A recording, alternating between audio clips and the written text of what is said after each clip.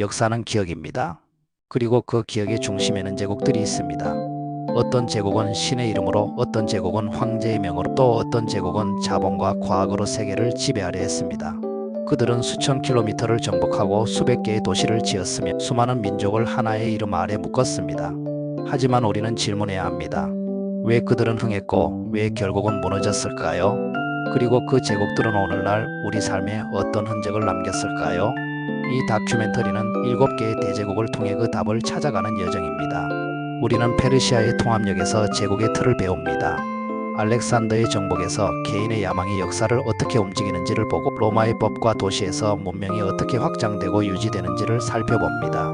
또한 몽골의 속도와 전략에서 기동성과 연결이 얼마나 강력한지, 오스만의 융합과 관용에서 다민족 제국의 힘과 약점을 동시에 마주합니다.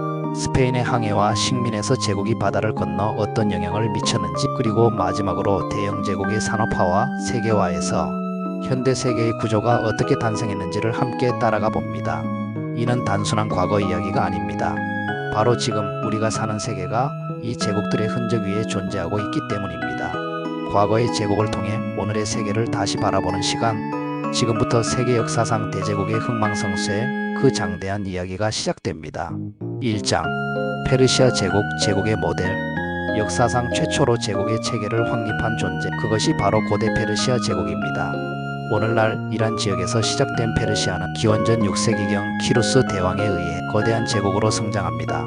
그는 메디아, 리디아, 바빌로니아를 차례로 정복하며 세계 최초의 다민족 다문화 제국을 이룹니다. 키루스는 단순한 정복자가 아니라 통치의 천재였습니다. 그는 피정복민의 종교와 문화를 존중하며 폭력이 아닌 포용과 행정으로 제국을 다스렸습니다. 그의 후계자 다리우스 1세는 행정구역을 사트라피총 동령로 나누고 왕의 길이라 불리는 도로망을 정비하며 정보와 물자의 흐름을 신속하게 만들었습니다. 이 시스템은 고대에서 유례가 없는 혁신이었으며 제국의 구심력을 유지하는 핵심이 되었습니다. 페르시아 제국은 동쪽으로는 인더스강, 서쪽으로는 그리스 인근까지 영향을 미쳤습니다. 하지만 바로 이 서방 경계에서부터 그들의 시련이 시작됩니다. 그리스 도시국가들과의 충돌, 바로 페르시아 전쟁입니다. 다리우스와 그의 아들 크세르크세스는 마라톤, 살라미스, 플라타이아의 전투 등에서 결국 그리스 연합군에게 패배하게 됩니다. 이 패배는 페르시아의 패권에 균열을 가져오고 그 틈은 약 150년 뒤 알렉산더 대왕에 의해 완전히 무너집니다. 하지만 페르시아는 단순히 정복당한 제국으로 남지 않았습니다. 그들이 남긴 정치 체계와 행정 시스템, 그리고 문화적 관용은 이후 제국들에게 모델이 되었고 로마와 이슬람 제국에도 계승되었습니다. 이렇듯 페르시아는 최초의 제국이자 이후 모든 제국의 청사진이라 할 수 있는 존재였습니다. 그들의 유산은 오늘날까지도 중동의 정체성과 세계사 속 제국의 이상을 보여주고 있습니다. 자, 이제 다음 제국, 정복 그 자체로 신화가 된 인물 알렉산더 대왕의 제국으로 넘어가 보겠습니다. 2장 알렉산더 대제, 정복의 천재. 기원전 356년 마케도니아 왕국에서 한 아이가 태어났습니다. 그의 이름은 알렉산더, 후일 대왕이라는 칭호로 불리게 될 인물입니다. 그의 아버지 필리포스 2세는 그리스 도시국가들을 통합하고 강력한 군대를 양성한 군주였으며 어린 알렉산더는 아리스토텔레스를 스승으로 삼아 철학, 정치, 전술, 문학에 이르기까지 교육을 받았습니다. 기원전 336년 필리포스가 암살되자 20세의 나이에 왕위에 오른 알렉산더는 곧바로 아버지의 유산을 물려받아 그리스를 완전히 장악한 뒤 동방 원정을 시작합니다. 그의 첫 번째 목표는 오랜 숙적이자 제국의 상징이던 페르시아였습니다. 기원전 334년 그리스와 마케도니아 연합군을 이끌고 헬레스폰트를 건넌 알렉산더는 그라니쿠스 전투에서 페르시아군을 격파하며 기세 좋게 출발합니다. 이듬해 이수스 전투에서는 페르시아의 다리우스 3세를 직접 상대해 승리를 거두며 아시아 지배권을 장악해 나갑니다. 그의 원정은 단순한 정복을 넘어서 그리스 문화를 아시아 전역에 확산시키는 헬레니즘의 시작이기도 했습니다. 알렉산더는 이집트를 정복한 후 알렉산드리아라는 도시를 세우며 지중해와 동방을 연결하는 문화의 거점을 마련합니다.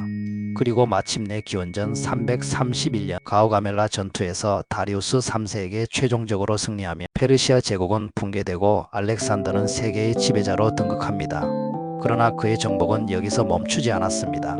그는 중앙아시아를 넘어 인도 북서부까지 진격하며 인더스강 유역에 이르는 광대한 땅을 장악합니다. 하지만 지나치게 빠른 확장과 병사들의 피로 그리고 알렉산더 자신의 건강 악화는 그의 제국의 그림자를 들이옵니다. 기원전 323년 바빌론에서 알렉산더는 갑작스런 열병으로 생을 마감합니다. 그는 33세였습니다. 그의 죽음 이후 알렉산더가 남긴 제국은 넓었지만 단단하지 않았습니다. 장군들 간의 권력 다툼으로 제국은 곧 분열되고 프톨레마이오스, 셀레우코스, 안티고노스 등의 장군들이 각자 지역에서 독립적인 왕국을 세우게 됩니다. 이들을 통해 헬레니즘 문화는 오랜 기간 지중해에서 인도에 이르는 광대한 지역에 지속적인 영향을 끼치게 됩니다. 정복은 짧았지만 그 여파는 수백 년을 지속시킨 인물, 그가 바로 알렉산더 대왕이었습니다. 자, 이제 다음 제국 지중해를 중심으로 1000년을 넘게 지속된 위대한 제국 로마 제국의 시대로 넘어가 보겠습니다. 3장 로마 제국 공화에서 제국으로. 로마는 전설에 따르면 기원전 753년 로물루스와 레무스 형제에 의해 세워졌다고 전해집니다. 처음에는 왕정으로 시작했지만 기원전 509년 왕을 몰아내고 귀족 중심의 공화정을 수립합니다. 로마는 초기에는 이탈리아 반도 내 소국에 불과했지만 강력한 군사 조직과 도로마 그리고 무엇보다 시민정신으로 무장한 로마 군단을 앞세워 주변 도시국가들을 하나씩 흡수해 나갔습니다. 카르타고와의 세 차례에 걸친 포에니 전쟁은 로마를 지중해의 패권국으로 자리매김하게 했고 한니발과의 격돌은 로마 역사에서 가장 위대한 승리 중 하나로 남습니다. 정복 전쟁으로 부를 축적한 로마는 점차 내부의 격차와 혼란에 시달리게 됩니다. 이에 따라 술라, 마리우스, 폼페이우스, 크라수스 등이 유력 정치가들이 등장하며 공화정은 점차 흔들리게 되고 마침내 등장한 인물이 바로 율리우스 카이사르입니다. 카이사르는 갈리아 원정으로 영웅이 되었고 로마로 진군하여 독재적 권력을 장악했습니다. 그러나 그는 브루투스를 비롯한 공화주의자들에게 암살당하고 로마는 다시 내전에 빠지게 됩니다. 이 혼란을 정리한 인물이 바로 그의 양자 옥타비아누스 즉 아우구스투스입니다. 기원전 27년 그는 원로원의 승인 아래 제1시민이란 명목으로 모든 권력을 장악하며 제정 로마의 시작을 알립니다. 이로써 로마는 공화정에서 제국으로 전환되며 팍스 로마나라는 장기 평화의 시대가 열리게 됩니다. 로마는 도로망, 수도시설, 법률 체계, 건축, 언어 등 수많은 유산을 유럽 전역에 남겼습니다. 콜로세움, 포럼, 수로교, 로마법, 그리고 라틴어는 오늘날에도 그 흔적을 확인할 수 있습니다. 하지만 제국은 점차 팽창하면서 내부 모순이 심화되고 이민족의 침입과 기독교의 등장, 경제적 피로 누적과 정치적 불안정이 겹치며 위기를 맞게 됩니다. 서기 3세기 이후 로마는 분열과 쇠퇴의 길을 걷습니다.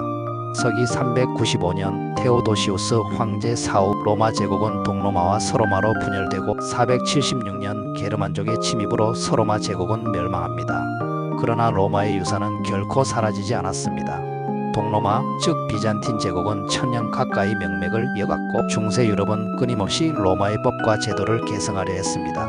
또한 가톨릭 교회, 르네상스, 근대 민주주의 이론에 이르기까지 로마는 문명의 토대로 남아 오늘날 서구 세계의 중심 철학이 되었습니다. 그 어떤 제국보다도 오랜 시간 지중해와 유럽의 역사를 형성한 로마 제국, 이제 말 위에서 유라시아를 지배한 가장 빠른 제국 몽골로 넘어가 보겠습니다. 4장 몽골 제국 유라시아를 말 위에 세우다. 광대한 유라시아 대륙을 가장 빠르게 정복한 제국, 그 중심에는 징기스칸이라는 이름이 있습니다. 1162년경 몽골 초원에서 태어난 태무진은 부족 간의 끊임없는 분쟁과 배신 속에서 자라났습니다.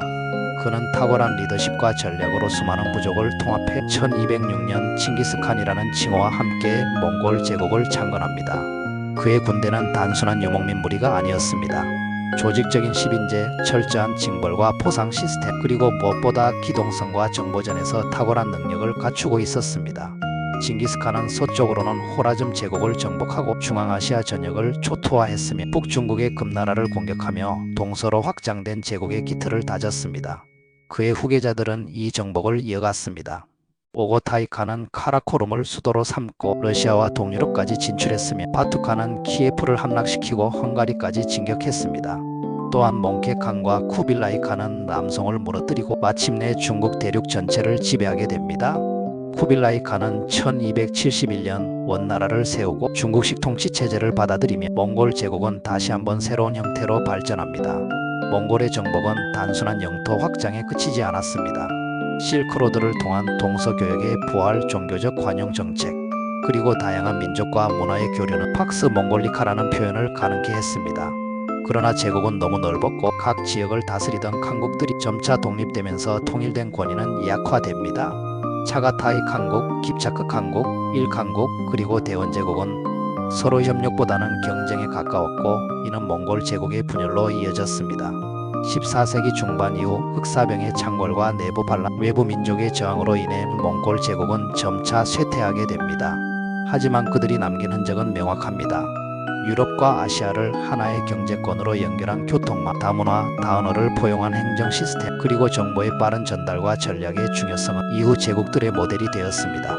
몽골 제국은 짧은 기간 안에 최대 규모의 연속 영토를 지배한 유일한 제국이자 정복과 교류의 역사를 동시에 쓴 존재였습니다. 이제 다음 제국은 천년에 걸쳐 유럽과 아시아를 연결하며 동서 문명을 품었던 오스만 제국으로 넘어갑니다. 5장 오스만 제국 동서 문명의 교차점. 오스만 제국의 시작은 소박했습니다. 1299년 아나톨리아의 작은 부족장이었던 오스만 1세는 비잔틴 제국의 쇠퇴를 기회로 삼아 점차 영토를 확장하기 시작합니다. 그의 후계자들은 터키 서부 지역을 장악하고 발칸 반도와 소아시아를 연결하는 핵심 지역으로 세력을 넓혀갑니다. 이 확장은 단순한 군사 정복이 아닌 정치, 행정, 종교를 아우르는 제도 정비와 함께 이루어졌습니다. 오스만 제국의 전성기를 연 인물은 바로 메흐메트 2세입니다. 1453년 그는 수백 년간 난공불락으로 여겨지던 콘스탄티노플을 함락시키며 동로마 제국의 종말을 선언합니다. 이로써 오스만은 단순한 이슬람 세력이 아니라 동서 문명을 잇는 초제국으로 격상하게 됩니다. 메흐메트는 이 도시에 이스탄불이라는 이름을 부여하고 기독교와 이슬람, 동방과 서방을 아우르는 다문화 도시로 성장시킵니다. 술레이만 대제의 시대는 오스만 제국의 가장 찬란한 전성기였습니다. 그는 헝가리, 오스트리아까지 군대를 진격시키고 북아프리카, 메소포타미아, 아라비아에 이르는 광대한 영토를 다스렸습니다. 해상에서도 강력한 함대를 앞세워 지중해의 패권을 장악했으며 그의 통치는 법의 제왕이라는 별명처럼 정교한 율법과 행정체계로 뒷받침되었습니다. 오스만 제국의 특별한 점은 다민족과 다종교를 수용하는 밀레트 제도였습니다. 이는 각 공동체가 자율적으로 종교와 문화를 유지할 수 있도록 보장하면서도 황제에게 충성을 유지하게 하는 제도였습니다. 하지만 오랜 세월이 지나며 내부의 부패와 후계자 경쟁, 유럽의 근대화와 군사혁신에 뒤처지면서 제국은 점차 약화되기 시작합니다. 18세기부터 유럽의 병자라는 오명이 붙기 시작했고 점점 외세의 간섭과 영토 손실이 가속화되었습니다. 결정적인 전환점은 1차 세계대전입니다. 오스만 제국은 독일과 손잡고 전쟁에 참전했지만 패전국이 되면서 제국은 해체 수순을 밟게 됩니다. 1922년 마지막 술탄이 폐위되고 1923년 터키 공화국이 성립되면서 600년 제국의 시대는 막을 내립니다. 하지만 오늘날에도 이스탄불 그리고 중동과 발칸 지역 곳곳에는 오스만의 건축, 언어, 행정, 문화의 흔적이 남아 있습니다. 이슬람 문명과 유럽 문명을 연결한 관문 바로 오스만 제국이었습니다. 이제 다음은 신대륙을 발견하고 식민 제국의 시대를 연 스페인 제국으로 향합니다. 6장 스페인 제국 바다 건너 대제국. 15세기 말 유럽은 대항해 시대의 문을 엽니다. 그리고 그 선두에 선 나라가 바로 스페인이었습니다. 1492년 크리스토퍼 콜럼버스는 스페인 이사벨 여왕의 후원을 받아 서쪽으로 항해를 시작했고 이것은 신대륙 아메리카의 발견으로 이어집니다. 이 사건은 단순한 항해의 성공이 아니었습니다. 세계사의 흐름을 바꾼 결정적 전환점이었고 스페인 제국의 시작을 알리는 출발점이었습니다. 이후 스페인은 수많은 탐험가들을 파견합니다. 코르테스는 아즈텍 제국을, 피사로는 잉카 제국을 무너뜨리며 중남미 전역을 스페인 영토로 편입시킵니다. 이 과정에서 금과 은이 대량으로 유입되며 스페인은 유럽에서 가장 부유하고 강력한 국가로 부상합니다. 16세기 펠리페 2세의 통치기에는 스페인 제국의 영토는 유럽, 아메리카, 아프리카, 아시아에 걸쳐 있었고 해가 지지 않는 제국이라는 명성을 얻게 됩니다. 당시 필리핀은 스페인의 동아시아 거점이 되었고 멕시코에서 실크로드를 거쳐 마닐라까지 이어지는 글로벌 무역이 형성되기도 했습니다. 하지만 스페인 제국의 팽창은 폭력과 수탈, 종교적 강제 개종을 동반한 식민 통치였습니다. 수많은 원주민들이 고통과 죽음을 겪었고 이베리아 반도에 부는 대륙박 피지배민들의 희생 위에 쌓여갔습니다. 게다가 스페인은 내부적인 경제 구조 개혁 없이 금과 은에 의존하는 경제를 이어갔고 이는 인플레이션과 사회적 불안을 초래하게 됩니다. 17세기 이후 영국, 프랑스, 네덜란드 등 신흥 세력들의 도전이 거세지며 스페인의 해상 패권은 점차 흔들립니다. 1588년 영국 해군에 의해 무적 함대가 괴멸된 사건은 스페인 쇠퇴의 상징적인 사건으로 기록됩니다. 이후 수많은 전쟁과 식민지 반란, 19세기 라틴 아메리카의 독립 물결은 스페인 제국을 급속도로 축소시켰습니다. 1898년 미국과의 전쟁에서 패배하며 쿠바, 필리핀 등 마지막 주요 식민지를 잃게 되면서 스페인 제국은 사실상 종말을 맞이합니다. 하지만 스페인이 남긴 유산은 오늘날에도 이어집니다. 스페인어는 전 세계 20개국 이상에서 사용되고 있으며 카톨릭 문화, 라틴 아메리카의 사회 구조, 그리고 건축, 예술, 법체계 등은 스페인 제국의 그림자를 여전히 담고 있습니다. 폭력과 번영이 교차한 제국, 그 찬란한 황금기와 비극적 몰락을 함께 품은 나라, 그것이 바로 스페인 제국이었습니다. 이제 마지막으로 진정한 해가 지지 않는 제국이라 불렸던 대영 제국의 이야기로 넘어가 보겠습니다. 7장 대영 제국, 해가 지지 않는 제국. 18세기 말 한 섬나라가 세계를 지배하는 거대한 제국으로 성장합니다. 그 나라는 바로 영국입니다. 영국은 산업혁명을 통해 전례 없는 경제적, 기술적 발전을 이루고 이를 바탕으로 전 세계의 영향력을 확대하기 시작합니다. 동인도 회사를 통해 인도에 발을 들인 영국은 점차 남아시아 전역을 지배하게 되고 홍콩, 말레이시아, 미얀마 등 아시아 곳곳에 식민지를 세웁니다. 북미 대륙에서도 13개 식민지를 건설했으나 1776년 미국 독립전쟁으로 이 지역은 잃게 됩니다. 하지만 이는 쇠퇴의 시작이 아니라 보다 전략적인 제국 운영으로의 전환점이었습니다. 19세기 중반 영국은 아프리카 대륙에 본격적으로 진출하며 이집트, 수단, 남아프리카를 연결하는 케이프에서 카이로까지의 거대한 식민 전략을 추진합니다. 또한 호주, 뉴질랜드, 캐나다 등지에도 정착민을 보내 영어를 공용어로 확산시키며 문화적 제국을 만들어갑니다. 이처럼 대영 제국은 20세기 초에 이르러 지구 육지 면적의 4분의 1, 인구의 5분의 1을 지배하며 해가 지지 않는 제국이라는 칭호를 얻게 됩니다. 이 제국은 단순한 군사적 확장이 아니라 교육, 법률, 철도, 통신, 언어, 스포츠 등 다양한 방식으로 전 세계에 영향을 미쳤습니다. 하지만 이 번영의 이면에는 억압과 수탈, 현지 문명과 전통의 파괴가 존재했습니다. 특히 인도에서는 1839년 아편전쟁부터 1857년 세포이 항쟁을 거치며 영국의 식민 통치에 대한 저항이 점차 커졌고 이는 훗날 인도의 독립운동으로 이어집니다. 2차 세계대전 이후 영국은 막대한 전쟁 비용과 국내 경제 위기를 겪으며 더 이상 제국을 유지할 힘을 잃게 됩니다. 1947년 인도의 독립을 시작으로 아프리카와 아시아의 식민지들이 속속 독립을 선언하며 제국은 해체됩니다. 1997년 홍콩의 반환은 사실상 대영 제국의 마지막 종지부였습니다. 오늘날 영국은 더 이상 제국이 아니지만 영어, 영국식 의회민주주의, 법제도 그리고 문화 콘텐츠를 통해 그 영향력은 여전히 세계 곳곳에 남아 있습니다. 대영 제국은 단순한 식민 제국을 넘어 근대 세계 질서의 구조를 만든 주인공이었습니다. 그 찬란한 역사와 어두운 그림자를 함께 품고 세계사의 한가운데를 가로지른 마지막 대제국이었습니다. 우리는 지금까지 인류 역사상 가장 위대한 7개의 제국을 따라 여행했습니다. 페르시아의 질서와 통치, 알렉산더의 꿈과 정복, 로마의 법과 제도, 몽골의 속도와 연결, 오스만의 관용과 융합, 스페인의 항해와 착취, 그리고 대영 제국의 산업과 세계화. 이 거대한 제국들은 단순히 지도를 채운 나라들이 아니었습니다. 그들은 각자의 방식으로 인류의 문명을 이끌고 세계를 바꾸었으며 오늘의 우리를 만들었습니다. 그러나 아무리 위대한 제국이라도 영원한 것은 없었습니다. 찬란했던 그들의 전성기는 언제나 내부의 균열, 외부의 도전, 그리고 시대의 변화 앞에서 무너지고 또 사라졌습니다. 흥망성쇠, 그것은 제국뿐 아니라 인간의 역사 자체를 관통하는 변하지 않는 진실입니다. 우리는 과거의 제국들을 통해 힘의 본질을 묻고 지배와 저항의 역사를 되새기며 지금 우리가 살고 있는 시대를 돌아보게 됩니다. 오늘날의 세계 또한 그 제국들이 남긴 유산 위에 존재합니다.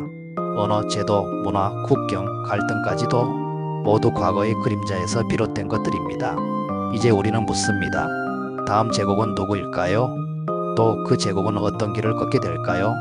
역사는 반복되지만 그 반복 속에서 우리는 다른 선택을 할 수 있기를 바랍니다. 감사합니다. 인류를 지배한 공포, 세계 최악의 독재자 10인. 한 인간이 가질 수 있는 권력은 어디까지일까요? 그리고 그 권력이 통치 통제받지 못할 때 어떤 결과를 초래할 수 있을까요? 역사는 수많은 지도자를 기억합니다. 그러나 그 중에는 지배자가 아닌 압제자로 기록된 인물들도 존재합니다. 그들은 나라를 일으켰고 때로는 발전을 이끌었습니다. 그러나 결국 수백만의 목숨을 앗아갔고 국가를 파괴하며 인류의 존엄을 짓밟았습니다. 이 다큐멘터리는 세계 최악의 독재자 10인을 통해 권력이라는 이름 아래 벌어진 비극의 실체를 조명합니다. 그들은 왜 그렇게 되었을까요? 무엇이 이들을 괴물로 만들었고 왜 그들의 국민들은 그토록 오랫동안 침묵해야만 했을까요? 이제 그 어둠의 이야기를 시작합니다. 한 사람의 야망이 한 시대를 어떻게 무너뜨렸는지 그 잔혹한 진실을 함께 목격해 보시기 바랍니다. 1. 아돌프 히틀러, 독일. 아돌프 히틀러는 1889년 오스트리아에서 태어났습니다. 어린 시절은 평범했지만 일찍이 예술에 대한 관심을 보였고 화가가 되고자 빈 미술 아카데미에 입학을 시도했습니다. 하지만 두 차례 입시에 실패하며 좌절을 겪었고 빈의 거리에서 방황하던 청년은 점차 극단적 민족주의와 반유대주의의 영향을 받게 됩니다.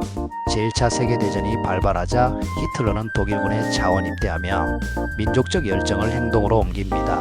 전쟁 중 그는 몇 차례 훈장을 받을 정도로 용맹하게 싸웠지만 전쟁의 패배는 그의 사고를 완전히 바꿔놓았습니다.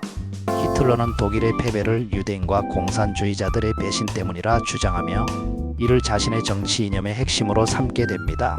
전쟁 후 혼란스러운 바이마르 공화국에서 히틀러는 나치당에 가입하고 탁월한 선동 능력과 카리스마로 급속히 지도자 자리에 오릅니다. 그의 연설은 대중의 분노와 절망을 자극했고 독일 국민은 무너진 자존심을 되찾기 위해 그의 메시지에 열광하기 시작했습니다. 1933년 히틀러는 총리로 임명되며 합법적인 방법으로 권력을 장악했습니다.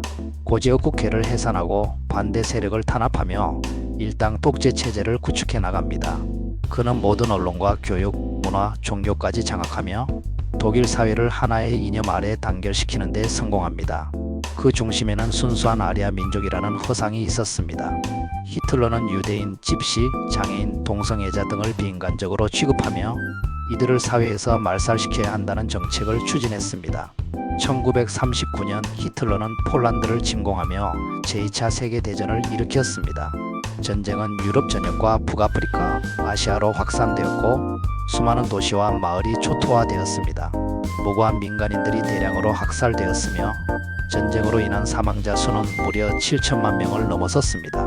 특히 홀로코스트는 인류 역사상 최악의 조직적 학살이었습니다. 나치 독일은 아우슈비츠, 다우, 마이다네크 같은 강제 수용소를 만들어 유대인 약 600만 명을 체계적으로 학살했습니다. 이는 단순한 전쟁 범죄를 넘어서 이념에 의한 인종 청소였습니다. 히틀러는 선전선동 장관 괴벨스를 통해 언론을 완전히 통제하며 독일 국민을 철저히 세뇌했습니다. 아이들은 유소년 나치단에 들어가야 했고 학교에서는 나치 이념이 정규 과목으로 가르쳐졌습니다. 그의 정치는 단순한 독재가 아니라 국민 전체를 지배하는 사상적 시스템이었습니다. 하지만 전쟁의 끝은 몰락이었습니다. 1945년 소련군이 베를린을 포위하자 히틀러는 지하 벙커에 숨어 자살로 생을 마감했습니다. 그와 함께 수많은 생명과 문명이 파괴되었으며 독일은 완전히 폐허가 되었습니다. 히틀러가 남긴 유산은 단지 전쟁과 학살만이 아닙니다. 그는 인간이 얼마나 쉽게 정오에 사로잡히고 어떻게 한 개인이 전체 사회를 파괴할 수 있는지를 보여준 산 증거입니다. 그의 등장은 결코 우연이 아니었습니다. 사회적 불만, 경제적 혼란, 민족적 자존심의 상실이 결합될 때 극단은 언제든지 다시 고개를 들 수 있습니다. 우리는 그를 단지 과거의 인물로 기억해서는 안 됩니다. 그가 어떻게 등장했고 무엇을 했으며 어떤 결과를 남겼는지를 끊임없이 되새겨야 합니다. 그것이 다시는 히틀러가 등장하지 않도록 막는 첫걸음이기 때문입니다. 2. 요제프 스탈린, 소련. 요제프 스탈린은 1878년 조지아 지역의 가난한 가정에서 태어났습니다. 그의 본명은 이오시프 비사리오노비치 주가슈빌리였습니다. 어릴 적부터 빈곤과 폭력 속에서 자란 그는 신학교에 진학했지만 곧 혁명 사상에 매료되며 중퇴하고 지하 활동에 투신합니다. 스탈린은 블라디미르 레닌이 이끄는 볼시비키에 합류해 혁명 활동에 적극적으로 참여했습니다. 강도, 탈취, 선전 활동 등 위험한 임무도 서슴지 않았고 이 과정에서 수차례 체포와 유형을 겪으면서도 조직 내 입지를 넓혀갔습니다. 1917년 러시아 혁명이 성공한 후 그는 소비에트 권력 구조 안에서 조용히 영향력을 키웠습니다.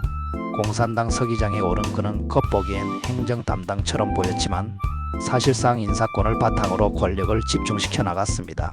1924년 레닌이 사망하자 스탈린은 정치적 경쟁자들을 하나씩 제거하며 최고 권력자의 자리에 오릅니다. 트로츠키를 비롯한 레닌의 후계자 후보들은 그에게 밀려 추방되거나 살해당했습니다. 그의 정치는 사회주의 건설이라는 명분 아래 철저한 공포 정치로 진행되었습니다. 그는 5개년 계획을 통해 산업화를 밀어붙였고 농업 집단화를 강행하며 수백만 명의 농민들을 굶주림에 내몰았습니다. 특히 1932년에서 1933년 우크라이나 대기근 이른바 홀로도모르는 그의 정책이 초래한 인위적 재앙이었습니다. 곡물은 수출에 사용되었고 굶주린 농민들은 강제로 수확물을 빼앗긴 채 생존을 포기해야 했습니다. 스탈린은 동시에 정치적 숙청을 대대적으로 시행했습니다. 1936년부터 시작된 대숙청에서는 당 간부, 군 지휘관, 지식인 등 수십만 명이 반혁명 혐의로 체포되어 고문을 당하고 처형되었으며 그보다 많은 이들이 시베리아의 굴락 수용소로 끌려갔습니다. 이러한 탄압은 단지 권력 유지를 위한 조치가 아니었습니다. 그는 전체 사회를 두려움 속에 집어넣고 누구도 그를 비판하거나 저항할 수 없도록 만들고자 했습니다. 2차 세계대전이 발발하면서 스탈린은 나치 독일과 불가침 조약을 체결했지만 히틀러는 이를 깨고 소련을 침공합니다. 초기 혼란에도 불구하고 스탈린은 국가총동원 체제를 선언하며 전세를 역전시켰고 독일을 물리치며 전후 소련의 국제적 위상을 강화하게 됩니다. 그러나 전쟁의 대가는 막대했습니다. 약 2천만 명에 달하는 소련인의 생명이 전쟁과 강제 동원으로 희생되었고 패전국이 된 독일과 동유럽 여러 나라의 친소 정권을 수립하며 냉전 체제를 시작하게 됩니다. 전후에도 스탈린은 체제를 더욱 강화했습니다. 모든 언론과 교육, 종교는 국가 통제 아래 놓였고 소련 국민은 말 한마디조차 자유롭게 할 수 없는 삶을 살아야 했습니다. 그는 예술도 통제의 수단으로 삼았고 사회주의 리얼리즘이라는 틀 안에서만 창작이 허용되었으며 음악, 문학, 영화는 모두 체제 찬양에 봉사해야 했습니다. 스탈린은 1953년 사망할 때까지 절대 권력을 유지했습니다. 그의 죽음 이후 소련은 일정 부분 이완되었지만 그가 남긴 두려움과 피해 통치는 오랜 시간 동안 국민의 기억에 각인되어 있었습니다. 그는 국가를 산업 강국으로 성장시켰지만 동시에 수천만 명의 생명을 희생시킨 독재자였습니다. 그가 만든 굴락과 숙청의 그림자는 이후에도 지워지지 않았으며 그의 독재 방식은 후대 전체주의 국가의 모델이 되었습니다. 요제프 스탈린은 인간의 생명과 존엄을 통계로 환산한 권력의 화신이었습니다. 그의 이름은 아직도 전 세계에서 자유와 억압, 공포와 전체주의의 상징으로 남아 있습니다. 우리는 스탈린의 역사를 통해 권력에 대한 맹목적 추종이 가져올 수 있는 파괴적 결과를 명확히 알아야 합니다. 그것이 단지 과거의 교훈이 아니라 현재와 미래를 위한 경고이기 때문입니다. 3. 마오쩌둥 중국. 마오쩌둥은 1893년 중국 후난성의 농민 가정에서 태어났습니다. 그의 유년기는 가난했지만 독서와 학문에 대한 열정은 남달랐습니다. 특히 중국 전통 고전과 혁명 문헌을 읽으며 스스로 사회를 바라보는 비판적 시각을 키워나갔습니다. 청년 시절 마오는 장사 사범학교에서 교사로 일하며 본격적인 사회운동에 참여하게 되었고 신문화운동과 오사운동의 영향을 받으며 공산주의 사상에 경도되어 갑니다. 이 시기에 그는 마르크스 레닌주의 이론을 접하고 중국 공산당의 창립 멤버 중 하나로 활동하게 됩니다. 1927년 국민당과의 협력이 깨지고 무장투쟁이 시작되면서 마오는 도시에서 농촌으로 활동 무대를 옮깁니다. 그는 농민이야말로 혁명의 주체라는 독자적 노선을 제시하며 농촌을 기반으로 한 유격전을 전개합니다. 이 전략은 후에 장정이라는 대규모 이동으로 절정에 이릅니다. 장정은 1934년부터 시작된 대장정으로 마오가 지도한 공산군은 국공내전 속에서 수천 킬로미터를 도보로 이동하며 살아남습니다. 이 과정은 마오의 지도력을 확립하는 계기가 되었고 그는 중국 공산당 내부에서 사실상 절대 권력자가 됩니다. 1949년 중국 국민당을 무찌르고 중화인민공화국을 수립한 마오는 사회주의 국가 건설을 내세워 급속한 개혁과 국가 통제를 추진합니다. 그의 첫 번째 대규모 정책은 바로 대약진운동이었습니다. 1958년부터 시작된 대약진운동은 농업과 공업을 동시에 발전시키겠다는 야심찬 계획이었습니다. 그러나 비현실적인 생산 목표와 허위보고, 무리한 철 생산 추진 등으로 인해 실제로는 대기근을 불러왔습니다. 수천만 명이 식량 부족으로 사망하며 이 운동은 참혹한 실패로 끝나게 됩니다. 하지만 마오는 실패를 인정하지 않았습니다. 그는 비판 세력을 숙청하고 자신에 대한 비판은 곧 당과 국가에 대한 반역으로 간주했습니다. 이로 인해 당내 권력 구조는 더욱 경직되고 국민들은 숨죽이며 살아야 했습니다. 이후 1966년 마오는 다시 한번 권력 기반을 강화하기 위해 문화대혁명을 시작합니다. 그는 젊은 세대, 특히 홍위병을 동원해 기성세대와 지식인을 공격하게 만들었습니다. 사구타파 즉 구사상, 구문화, 구풍속, 구습관을 내세우며 중국 전통문화는 파괴되고 수백만 명의 지식인이 고문과 추방, 처형을 당했습니다. 문화대혁명은 10년 동안 지속되며 중국 사회 전반에 걸쳐 혼란과 공포를 퍼뜨렸습니다. 학교는 문을 닫았고 대학은 이념 교육의 장으로 전락했습니다. 역사와 문화, 철학은 마오에 대한 충성심을 강조하는 도구로만 사용되었습니다. 이 과정에서 마오 자신은 인민의 어버이, 영원한 항로 같은 신격화된 존재로 떠받들어졌고 그의 말은 곧 진리로 여겨졌습니다. 수천만 부가 인쇄된 모택동어록은 모든 국민이 외워야 했고 마오를 비판하는 것은 곧 인민의 적이 되는 것이었습니다. 그는 사생활에서도 절대 권력을 누렸습니다. 정치국 상무위원도 그 앞에서는 고개를 들지 못했고 여성관계나 사치도 공공연히 자행되었으나 누구도 문제 제기를 할 수 없었습니다. 1976년 마오가 사망하면서 문화대혁명도 끝을 맞이하게 됩니다. 그러나 그가 남긴 상처는 깊었습니다. 경제는 파탄 직전에 이르렀고 교육과 문화는 퇴보하였으며 국민의 정신은 이념적 피폐함에 시달렸습니다. 마오쩌둥은 중국을 하나로 통일하고 제국주의를 몰아낸 지도자라는 평가도 있지만 동시에 수천만 명의 생명을 앗아간 독재자이기도 합니다. 그의 정책은 계획 경제의 위험성과 개인 우상화가 가져올 수 있는 폐해를 적나라하게 보여줍니다. 우리는 마오를 기억해야 합니다. 그가 어떻게 절대 권력을 장악했는지, 어떤 명분으로 사람들을 억압했는지, 그리고 무엇을 남겼는지를 정확히 이해해야 합니다. 그것이 중국만의 문제가 아닌 모든 권력이 가진 본성에 대한 경계이기 때문입니다. 4. 김일성, 북한. 김일성은 1912년 일제강점기의 평양 근교에서 태어났습니다. 그의 가족은 개신교 신자였으며 아버지는 항일운동에도 참여한 인물로 알려져 있습니다. 김일성은 어려서부터 조국의 독립과 사회주의 사상에 관심을 가졌고 중국으로 망명해 동북항일연군에서 활동했습니다. 이 시기 그는 소련의 지원을 받으며 군사적 기반을 쌓았고 일본 제국주의에 맞선 무장투쟁에 참여합니다. 제2차 세계대전 종전 이후 소련은 북한 지역에 진주하면서 김일성을 정치적 지도자로 세웁니다.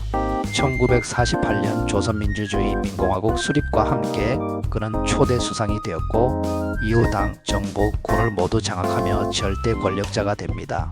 김일성은 1950년 6월 25일 남침을 감행하며 한국전쟁을 일으킵니다. 이는 수백만 명의 사망자와 막대한 피해를 남긴 전쟁이었고 이후 한반도는 분단 상태에 고착됩니다. 전쟁 이후 김일성은 사회주의 계획 경제를 강화하고 철저한 1인 우상화 체제를 구축합니다. 모든 언론과 교육은 그의 혁명투쟁을 찬양하는 데 집중되었고 그의 초상화는 전국 어디서나 볼 수 있게 되었습니다. 그는 주체 사상을 통해 외부 세계와 단절된 독자적 사회주의 노선을 주장했습니다. 이는 실질적으로 김일성 개인에 대한 충성을 국가 이념으로 만든 것으로 정치적 반대자는 무조건 숙청 대상이 되었습니다.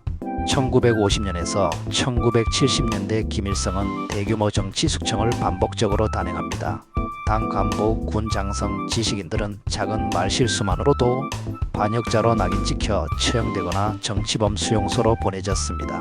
북한 전역에는 광범위한 감시망과 밀고 시스템이 형성되었고 주민들은 서로를 의심하며 공포 속에 살아야 했습니다. 정치범 수용소에서는 가족 단위의 연좌제가 적용되어 전체 세대가 함께 억류되고 강제노동과 고문에 시달렸습니다. 경제는 점점 쇠퇴했지만 김일성은 자력갱생을 외치며 외부 지원 없이 국가를 운영하겠다는 입장을 고수합니다. 이는 북한을 국제사회에서 고립시키는 결과를 낳았고 1980년대 말부터는 기아와 물자 부족이 심화됩니다. 그는 동시에 권력의 세습을 준비합니다. 1980년대 초반부터 아들 김정일을 후계자로 내세우며 사회 전반에 백두혈통이라는 개념을 강조하기 시작합니다. 이는 공산주의 국가로서는 유례없는 권력 세습 체제를 의미합니다. 김일성은 1994년 심장마비로 사망하지만 사후에도 영원한 주석으로 불리며 국가의 상징으로 남습니다. 그의 동상은 여전히 전국에 세워져 있으며 모든 공공행사는 그의 이름으로 시작됩니다. 김일성의 통치는 외형적으로는 사회주의 국가의 체계를 갖췄지만 실제로는 일가 중심의 독재 체제였으며 공포정치와 우상화, 폐쇄성이라는 세 요소가 완벽하게 결합된 구조였습니다. 그가 만든 정치 시스템은 지금까지도 북한 사회에 깊은 영향을 미치고 있습니다. 수많은 탈북자와 인권 피해자들이 증언하듯 그의 체제는 단지 경제적 실패뿐 아니라 인류 보편적 가치에 대한 도전이었습니다. 우리는 김일성을 단지 북한의 창건자나 전쟁의 주범으로만 기억해서는 안 됩니다. 그가 만든 체제가 어떤 방식으로 인간을 억압하고 자유를 말살했는지를 직시해야 합니다. 그것이 바로 다시는 김일성과 같은 지도자가 나타나지 않게 하기 위한 역사의 교훈입니다. 5. 폴포트, 캄보디아. 폴포트는 1925년 캄보디아 프놈펜 근교에서 태어났습니다. 본명은 살로트 사르이며 불교 집안에서 성장한 그는 프랑스 유학 중 공산주의 사상을 접하게 됩니다. 그는 프랑스 공산당의 영향을 받아 극단적 마르크스 레닌주의에 경도되었고 귀국 후 크메르루즈라는 공산주의 무장단체를 조직합니다. 1960년에서 1970년대 베트남 전쟁의 여파로 캄보디아가 불안정해지자 폴포트는 정권 탈취의 기회를 노립니다. 1975년 크메르루즈는 수도 프놈펜을 점령하며 정권을 장악했고 폴포트는 실질적인 최고 권력자가 됩니다. 그는 도시는 곧 부패라는 극단적 이념 아래 모든 도시 거주자를 강제로 농촌으로 추방하고 이들을 신인민이라 불렀습니다. 도시 지식인, 교사, 의사, 기술자들은 체계적으로 색출되어 처형당했고 안경을 썼다는 이유만으로 지식인으로 간주되어 살해된 사례도 많았습니다. 캄보디아 전역은 거대한 노동 수용소로 변모했습니다. 인민들은 강제 노동에 시달렸고 영양실조와 질병으로 수많은 이들이 죽어갔습니다. 폴포트 정권은 가족 단위마저 해체하며 부모와 자식, 부부간에도 서로를 감시하게 만들었습니다. 앵크아르라는 이름의 집단 권력이 모든 삶의 중심이었고 개인의 감정이나 생각은 반영명으로 간주되었습니다. 자신의 권력을 위협할 수 있는 모든 세력은 가차없이 숙청되었습니다. 수도 프놈펜에는 악명 높은 뚫슬랭 감옥이 있었는데 이곳에서는 하루에도 수백 명이 고문을 당한 뒤 처형당했습니다. 수용소에서는 어린이들까지 고문에 참여하도록 강요되었고 이는 사회 전체를 공포와 불신으로 몰아넣는 수단이었습니다. 1975년부터 1979년까지 불과 4년 동안 캄보디아 인구의 약 4분의 1에 해당하는 200만 명 이상이 희생되었다고 추정됩니다. 그의 이념은 과거의 모든 것을 부정하고 완전히 새롭고 순수한 사회를 만들겠다는 비현실적 이상에 기반했습니다. 그러나 그 결과는 가장 비인간적이고 가장 잔혹한 방식의 대량 학살로 이어졌습니다. 1979년 베트남이 캄보디아에 침공하며 폴포트는 정권에서 쫓겨나게 됩니다. 그러나 그는 이후에도 정글에서 유격대 활동을 이어가며 국제사회가 오랫동안 그를 체포하지 못하게 막았습니다. 그는 결국 1998년 정체불명의 독살 또는 심장마비로 사망하게 되며 끝내 법정에 서지 않은 채 생을 마감했습니다. 폴포트는 현대사에서 가장 잔혹한 민족 내부 학살의 주범으로 남아있습니다. 그는 국민을 위한 혁명을 주장했지만 결국 그가 만든 정권은 국민을 죽이는 체제가 되었습니다. 우리는 폴포트를 통해 이상이 어떻게 맹신으로 변질되며 혁명이 어떻게 인류에 대한 범죄가 될 수 있는지를 되새겨야 합니다. 그것이 바로 권력이 이념에 사로잡힐 때 얼마나 위험한지를 보여주는 경고이기 때문입니다. 6. 이디 아민 우간다. 이디 아민은 1925년 우간다에서 태어났습니다. 그는 영국 식민지 시절 군 복무를 통해 군사 경력을 쌓으며 권력의 발판을 마련했습니다. 무학에 가까웠던 그는 글을 읽고 쓰는데 어려움이 있었지만 전투 능력과 충성심으로 두각을 나타내 영국 육군 킹스 아프리카 라이플 부대에 입대합니다. 그곳에서 상사 계급까지 오르며 본격적인 군 경력을 시작하게 됩니다. 1962년 우간다가 독립한 이후 이디 아민은 우간다 군부 내에서 빠르게 승진하며 국방부 장관, 부통령을 역임하게 됩니다. 1971년 밀턴 오보테 대통령이 해외 순방 중일 때 군사 쿠데타를 일으켜 권력을 찬탈합니다. 그는 자신을 우간다의 해방자라고 자칭하며 국민의 지지를 호소했지만 실상은 권력 유지를 위한 공포 정치의 서막이었습니다. 권력을 장악한 그는 즉시 반대파 숙청에 나섰고 몇 달 사이 수천 명의 군 장교, 지식인, 정치인들이 처형되거나 실종됩니다. 이후 그는 자신을 우간다 육군공군해군 최고사령관, 스코틀랜드의 황제, 인간의 심장 포식자와 같은 괴이한 칭호로 꾸미며 국제적 조롱의 대상이 되기도 했습니다. 가장 충격적인 조치는 1972년의 아시아계 추방명령이었습니다. 우간다 내 인도계와 파키스탄계 이민자 약 8만 명에게 90일 안에 국외로 떠날 것을 명령하고 그들의 재산을 몰수했습니다. 이 조치로 인해 우간다 경제는 붕괴되었고 농업, 무역, 금융 등 주요 산업이 마비되었습니다. 결국 식량 부족과 물자, 고갈이 이어졌고 민생은 극도로 악화되었습니다. 아민은 경제 파탄을 외면하고 더욱 극단적인 방식으로 통치합니다. 언론은 모두 폐쇄되거나 검열되었고 비밀경찰은 시민을 감시하며 밀고 문화를 조장했습니다. 사람들은 이유도 모른 채 체포되었고 악명 높은 루주라 감옥에서는 매일같이 고문과 처형이 자행되었습니다. 국제인권단체는 아민 정권 하에서 약 30만 명 이상의 국민이 목숨을 잃었다고 보고합니다. 아민의 개인적 생활도 충격적이었습니다. 그는 최소 5명의 아내와 30명 이상의 자녀를 두었으며 정치적 숙청을 자행한 뒤 반대자의 시신을 토막내는 등의 잔혹 행위를 벌였습니다. 그의 과대망상은 국경 분쟁으로 이어졌고 1978년 탄자니아를 침공하게 됩니다. 그러나 이 전쟁은 역효과를 불러 탄자니아군과 우간다 반군 연합이 우간다 수도 캄팔라를 점령하고 1979년 아민은 정권에서 축출됩니다. 그는 리비아를 거쳐 사우디아라비아로 망명했고 사우디 정부의 보호 아래 2003년 사망할 때까지 조용히 지냈습니다. 그는 국제재판에 회부되지 않은 대표적인 독재자 중 한 명으로 남았습니다. 이디 아민의 독재는 군사 쿠데타가 얼마나 빠르게 한 국가를 장악하고 공포로 지배할 수 있는지를 보여주는 전형적인 사례입니다. 그의 관계와 오만 공포 정치의 유산은 우간다 역사의 깊은 상처로 남아 있습니다. 우리는 이디 아민의 시대를 통해 권력이 통제되지 않고 탐욕과 관계에 휘둘릴 때 어떤 참극이 벌어질 수 있는지를 잊지 말아야 합니다. 7. 니콜라의 차우셰스쿠 로마니아. 차우셰스쿠는 1918년 로마니아의 빈곤한 농촌 마을에서 태어났습니다. 어린 시절 극심한 가난 속에서 성장한 그는 16살 무렵부터 사회주의 운동에 뛰어들며 정치 경력을 시작했습니다.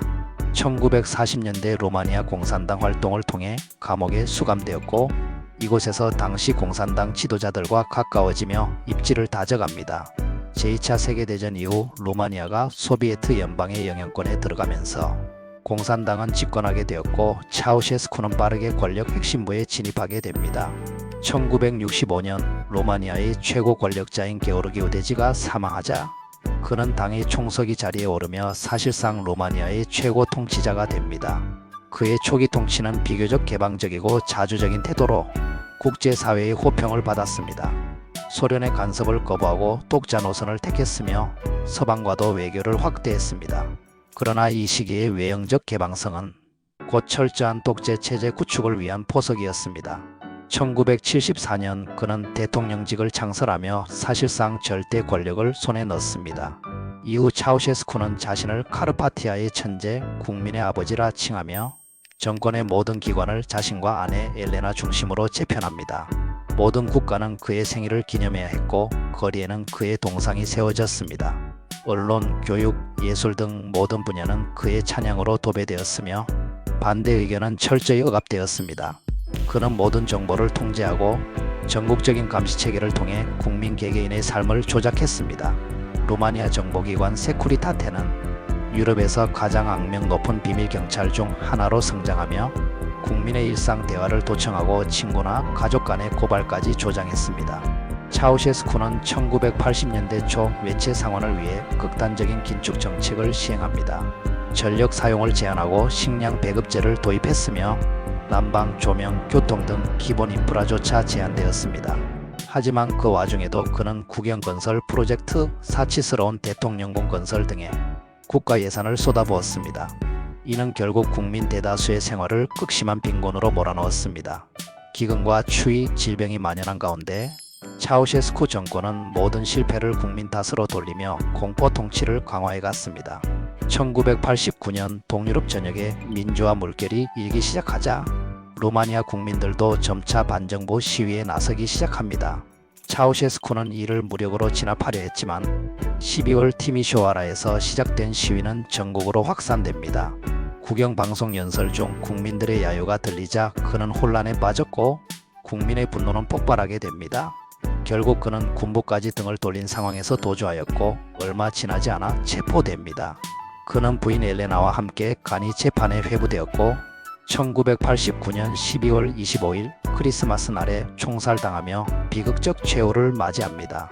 차우셰스쿠의 통치는 공산주의 체제 아래에서도 극단적 개인 숭배와 권력 집중이 어떤 파국을 불러올 수 있는지를 보여주는 대표 사례입니다. 그가 구축한 공포정치는 그의 몰락 이후에도 루마니아 국민의 삶과 사회 구조에 깊은 상처를 남겼습니다. 우리는 차우셰스쿠의 사례를 통해 권력이 국민의 살보다 자신의 체제 유지에 집중할 때 어떤 비극이 초래되는지를 분명히 기억해야 합니다. 8. 프란시스코 프랑코, 스페인. 프란시스코 프랑코는 1892년 스페인의 갈리시아 지방에서 태어났습니다. 군인 가문 출신이었던 그는 어린 시절부터 군 경력을 쌓기 시작했고 20대 초반에 아프리카 전투에서 용맹함으로 주목받으며 승진을 거듭합니다. 1936년 스페인 내전이 발발하자 프랑코는 반공주의 성향의 군부 지도자 중 하나로 나서며 반군을 이끌게 됩니다. 그는 독일과 이탈리아의 지원을 받아 3년간의 내전 끝에 1939년 마드리드를 점령하며 스페인의 독재자로 등극합니다. 프랑코는 내전 이후 스스로를 국가수반, 정부수반, 군 최고사령관 등으로 지정하며 모든 권력을 독점하게 됩니다. 그의 정권은 반대파에 대한 처형, 고문, 투옥으로 악명이 높았습니다. 수만 명이 정치범으로 수용되었고 그중 다수가 생명을 잃었습니다. 그는 스페인을 하나의 국가, 하나의 민족, 하나의 언어로 통합하려 했습니다. 이를 위해 바스크어, 카탈루냐어 등의 소수민족 언어 사용을 금지하고 모든 문화적 표현을 스페인어와 카스티아 중심으로 통제했습니다. 언론은 철저히 검열되었고 국민들은 비밀경찰의 감시 아래 살아야 했습니다. 교육과 종교도 국가에 의해 통제되었으며 가톨릭 교회와의 결합을 통해 이념적 정당성을 확보하려 했습니다. 프랑코 정권은 국제적으로도 고립된 상태였지만 냉전 체제의 틈바구니에서 미국과의 전략적 협력을 통해 경제 원조와 군사 기지를 확보하며 생존 전략을 이어갑니다. 1960년대 이후 경제 개발 정책을 통해 일부 경제 성장을 이루었으나 정치적 자유와 인권은 여전히 철저히 억압된 상태였습니다. 프랑코는 자신의 후계자로 스페인 왕정을 복원시키겠다는 결정을 내리고 후안 카를로스를 후계자로 지명합니다. 1975년 프랑코가 사망하자 후안 카를로스는 입헌 군주 제로의 전환을 선언하며 스페인은 민주주의 체제로 이행하게 됩니다. 프랑코의 독재는 스페인 현대사에서 가장 긴 군사 독재 정권으로 기록되며 그가 남긴 억압의 유산은 스페인 사회와 국민들에게 오랫동안 깊은 영향을 미쳤습니다. 그의 통치는 정치적 안정과 경제 성장이라는 이면에 무수한 인권 유린과 문화 말살 그리고 공포 정치로 점철되어 있었으며 우리는 이를 통해 자유와 다양성이 억압될 때 국가가 어떤 방향으로 기울 수 있는지를 분명히 기억해야 합니다. 9. 사담 후세인, 이라크. 사담 후세인은 1937년 이라크의 작은 마을 티크리트에서 태어났습니다. 유년 시절은 가난과 고통으로 가득 찼고 이 경험은 훗날 그의 냉혹한 통치 성향에 깊은 영향을 주었습니다. 10대 시절 그는 바트당에 가입하며 정치 활동을 시작했고 1959년 당시 총리였던 카셈을 암살하려다 실패하여 이집트로 도피합니다. 이집트에서 정치학을 공부하며 아랍 민족주의 사상을 체계화한 그는 1963년 쿠데타 후 복귀하지만 이후 수차례 정권의 부침을 겪게 됩니다. 1979년 그는 대통령직에 오르며 공식적으로 이라크의 절대 권력자가 됩니다. 사담 후세인의 통치는 철저한 공포 정치의 상징이었습니다. 그는 권력을 유지하기 위해 수많은 정치적 반대자들을 고문하고 처형했으며 친척과 지인들까지도 의심되면 제거 대상으로 삼았습니다. 이라크 내 소수민족인 쿠르드족에 대한 탄압은 특히 잔혹했습니다. 1988년 할라브자 학살에서는 화학무기를 사용해 수천 명의 민간인을 학살했고, 이로 인해 국제사회는 사담 정권을 강하게 비난했습니다. 또한 이란과의 전쟁은 1980년부터 1988년까지 이어졌으며, 이 전쟁은 양국의 수백만의 사상자를 초래하고도 뚜렷한 결과 없이 끝났습니다. 전쟁 중 사담은 국제법을 무시하고 화학무기를 대량 사용하며 민간인을 전쟁 도구처럼 이용한 비인도적 전술을 자행했습니다. 1990년 그는 쿠웨이트를 침공하며 전 세계를 충격에 빠뜨립니다. 이 사건은 걸프전으로 이어졌고, 미국을 중심으로 한 국제연합군이 개입하여 이라크군을 격퇴합니다. 전쟁 패배 이후에도 그는 권력을 놓지 않고 대내외적으로 고립된 통치를 지속합니다. 국민들은 경제 제재로 극심한 빈곤에 시달렸고, 정권에 저항할 수 없는 철저한 감시와 억압 속에 살아야 했습니다. 2003년 미국은 대량 살상무기 즉 WMD를 보유하고 있다는 명분으로 이라크를 침공합니다. 결국 사담 후세인은 도주하다 체포되고 2006년 전범 재판을 통해 교수형에 처해집니다. 사담의 독재는 중동 현대사에서 가장 긴장과 비극이 응축된 시기로 기록됩니다. 그의 복정은 권력 유지를 위한 폭력, 공포, 전쟁이 어떻게 한 국가의 미래를 짓밟을 수 있는지를 여실히 보여줍니다. 우리는 사담 후세인의 사례를 통해 권력이 절제되지 않을 때 한 개인의 야망이 얼마나 많은 생명과 미래를 파괴할 수 있는지를 반드시 기억해야 합니다. 10. 로버트 무가베, 짐바브웨. 로버트 무가베는 1924년 남로디지아, 현재의 짐바브웨에서 태어났습니다. 가톨릭 사제의 지도 아래 교육을 받으며 성장했고, 뛰어난 학업 성취로 장학금을 받아 남아프리카와 영국에서 고등교육을 받게 됩니다. 1960년대 무가베는 백인 정권에 맞서 흑인 민권운동에 참여하며 정치활동을 본격화합니다. 그는 무장투쟁을 주도하며 짐바브웨 아프리카 민족연합 GANU를 이끌었고, 결국 수년간의 독립전쟁 끝에 1980년 짐바브웨가 독립하자 초대 총리에 취임합니다. 초기 무가베 정권은 비교적 개방적이고 포용적인 정책을 펼쳤습니다. 백인 소유의 농지를 보호하고 교육과 보건에 막대한 투자를 하며 국민적 지지를 얻었습니다. 그러나 1990년대를 기점으로 정권은 점차 독재화되기 시작합니다. 정치적 반대파에 대한 탄압은 점점 심해졌고, 언론은 철저한 검열과 협박에 시달렸으며 선거는 조작과 폭력으로 얼룩지게 됩니다. 특히 2000년대 초 그는 무리한 토지 개혁 정책을 강행하며 백인 농장주들의 토지를 몰수하여 흑인 지지자들에게 분배했습니다. 하지만 이 과정에서 농업 생산이 붕괴되었고, 짐바브웨 경제는 순식간에 무너졌습니다. 세계 최악의 하이퍼 인플레이션이 발생했고, 짐바브웨 달러는 휴지 조각이 되다시피 했습니다. 국민들은 빵 한 덩어리를 사기 위해 수조 단위의 화폐를 들고 다녀야 했고, 기본 생필품조차 구할 수 없는 상황에 처하게 되었습니다. 무가베는 경제 파탄에도 불구하고 권력에 집착하며 계속해서 장기 집권을 시도했습니다. 2008년 대선에서는 반대파 후보 모건 츠방기라이가 승기를 잡았지만 무가베 정권의 폭력과 협박으로 인해 결국 권력을 유지하게 됩니다. 그는 스스로를 짐바브웨 독립의 아버지라 칭하며 모든 실패를 서방 국가들의 제재와 내부 반역자 탓으로 돌렸습니다. 하지만 국민들의 삶은 점점 더 피폐해졌고, 국제사회는 무가베 정권을 외면하기 시작했습니다. 결국 2017년 군부가 개입하며 무가베는 퇴진하게 됩니다. 그는 37년간의 장기 집권 끝에 권력을 내려놓고 이후 2019년 사망합니다. 무가베는 독립운동의 영웅에서 독재자로 전락한 대표적인 인물로 그의 통치는 권력의 부패와 국가 파괴의 교과서로 남게 되었습니다. 우리는 무가베의 역사를 통해 이상이 현실 정치에서 어떻게 타락하고 그 타락이 얼마나 빠르게 국민을 고통 속으로 몰아넣을 수 있는지를 뼈저리게 깨달아야 합니다. 지금까지 우리는 인류 역사상 최악의 독재자 10인을 따라가 보았습니다. 그들은 모두 다른 시대, 다른 지역에서 나타났지만 놀라울 만큼 비슷한 패턴을 공유하고 있었습니다. 권력을 위한 거짓말, 국민을 이용한 선동공포를 무기로 한 억압, 그리고 끝내 남겨진 것은 수많은 희생과 폐허뿐이었습니다. 이 다큐멘터리는 단지 과거를 되짚는 작업이 아닙니다. 오늘날에도 우리는 여전히 독재의 그림자를 마주하고 있으며 그 위험은 언제든 다시 우리 곁에 다가올 수 있습니다. 기억해야 합니다. 진정한 리더십은 공포로 군림하는 것이 아닌 신뢰로 이끄는 것임을, 이 영상이 우리가 역사의 실수를 반복하지 않도록 하는 작은 방패가 되길 바랍니다. 감사합니다. 인류의 역사는 곧 전쟁의 역사이며 그 전쟁을 이끈 전쟁 영웅들은 역사의 흐름을 결정짓는 열쇠였습니다. 때로는 민족을 구했고 때로는 문명을 무너뜨렸으며 전략과 용기 그리고 신념으로 인류의 미래를 재편했던 위대한 전쟁의 지도자들. 이 다큐멘터리에서는 고대부터 현대까지 세계사 속 가장 위대한 전쟁 영웅 10인을 시대순으로 조명합니다.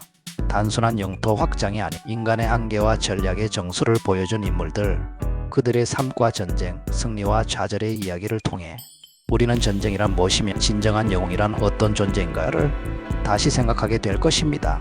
1. 알렉산더 대왕, 정복의 천재.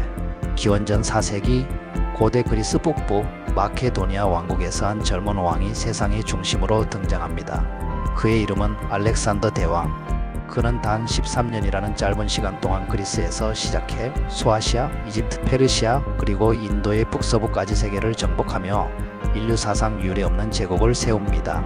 그러나 그의 정복은 단순한 군사적 영토 확장이 아니었습니다. 알렉산더는 전쟁의 예술가이자 문명의 통합자였습니다.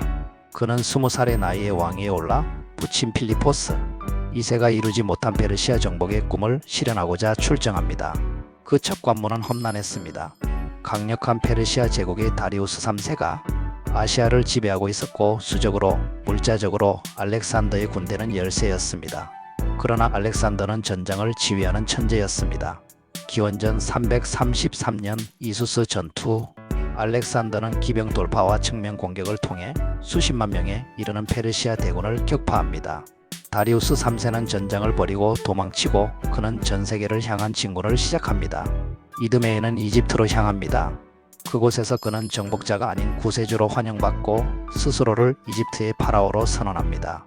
그리고 나일강 인근에 한 도시를 세우는데 그곳이 바로 알렉산드리아. 이 도시는 후에 지중해 문명의 중심이 되고 도서관과 과학, 철학의 도시로 발전합니다. 이것이 바로 알렉산더의 정복이 단순한 침략이 아니었던 이유입니다. 기원전 331년 가우가멜라 전투. 이 전투는 알렉산더의 전술 정점이라 불립니다.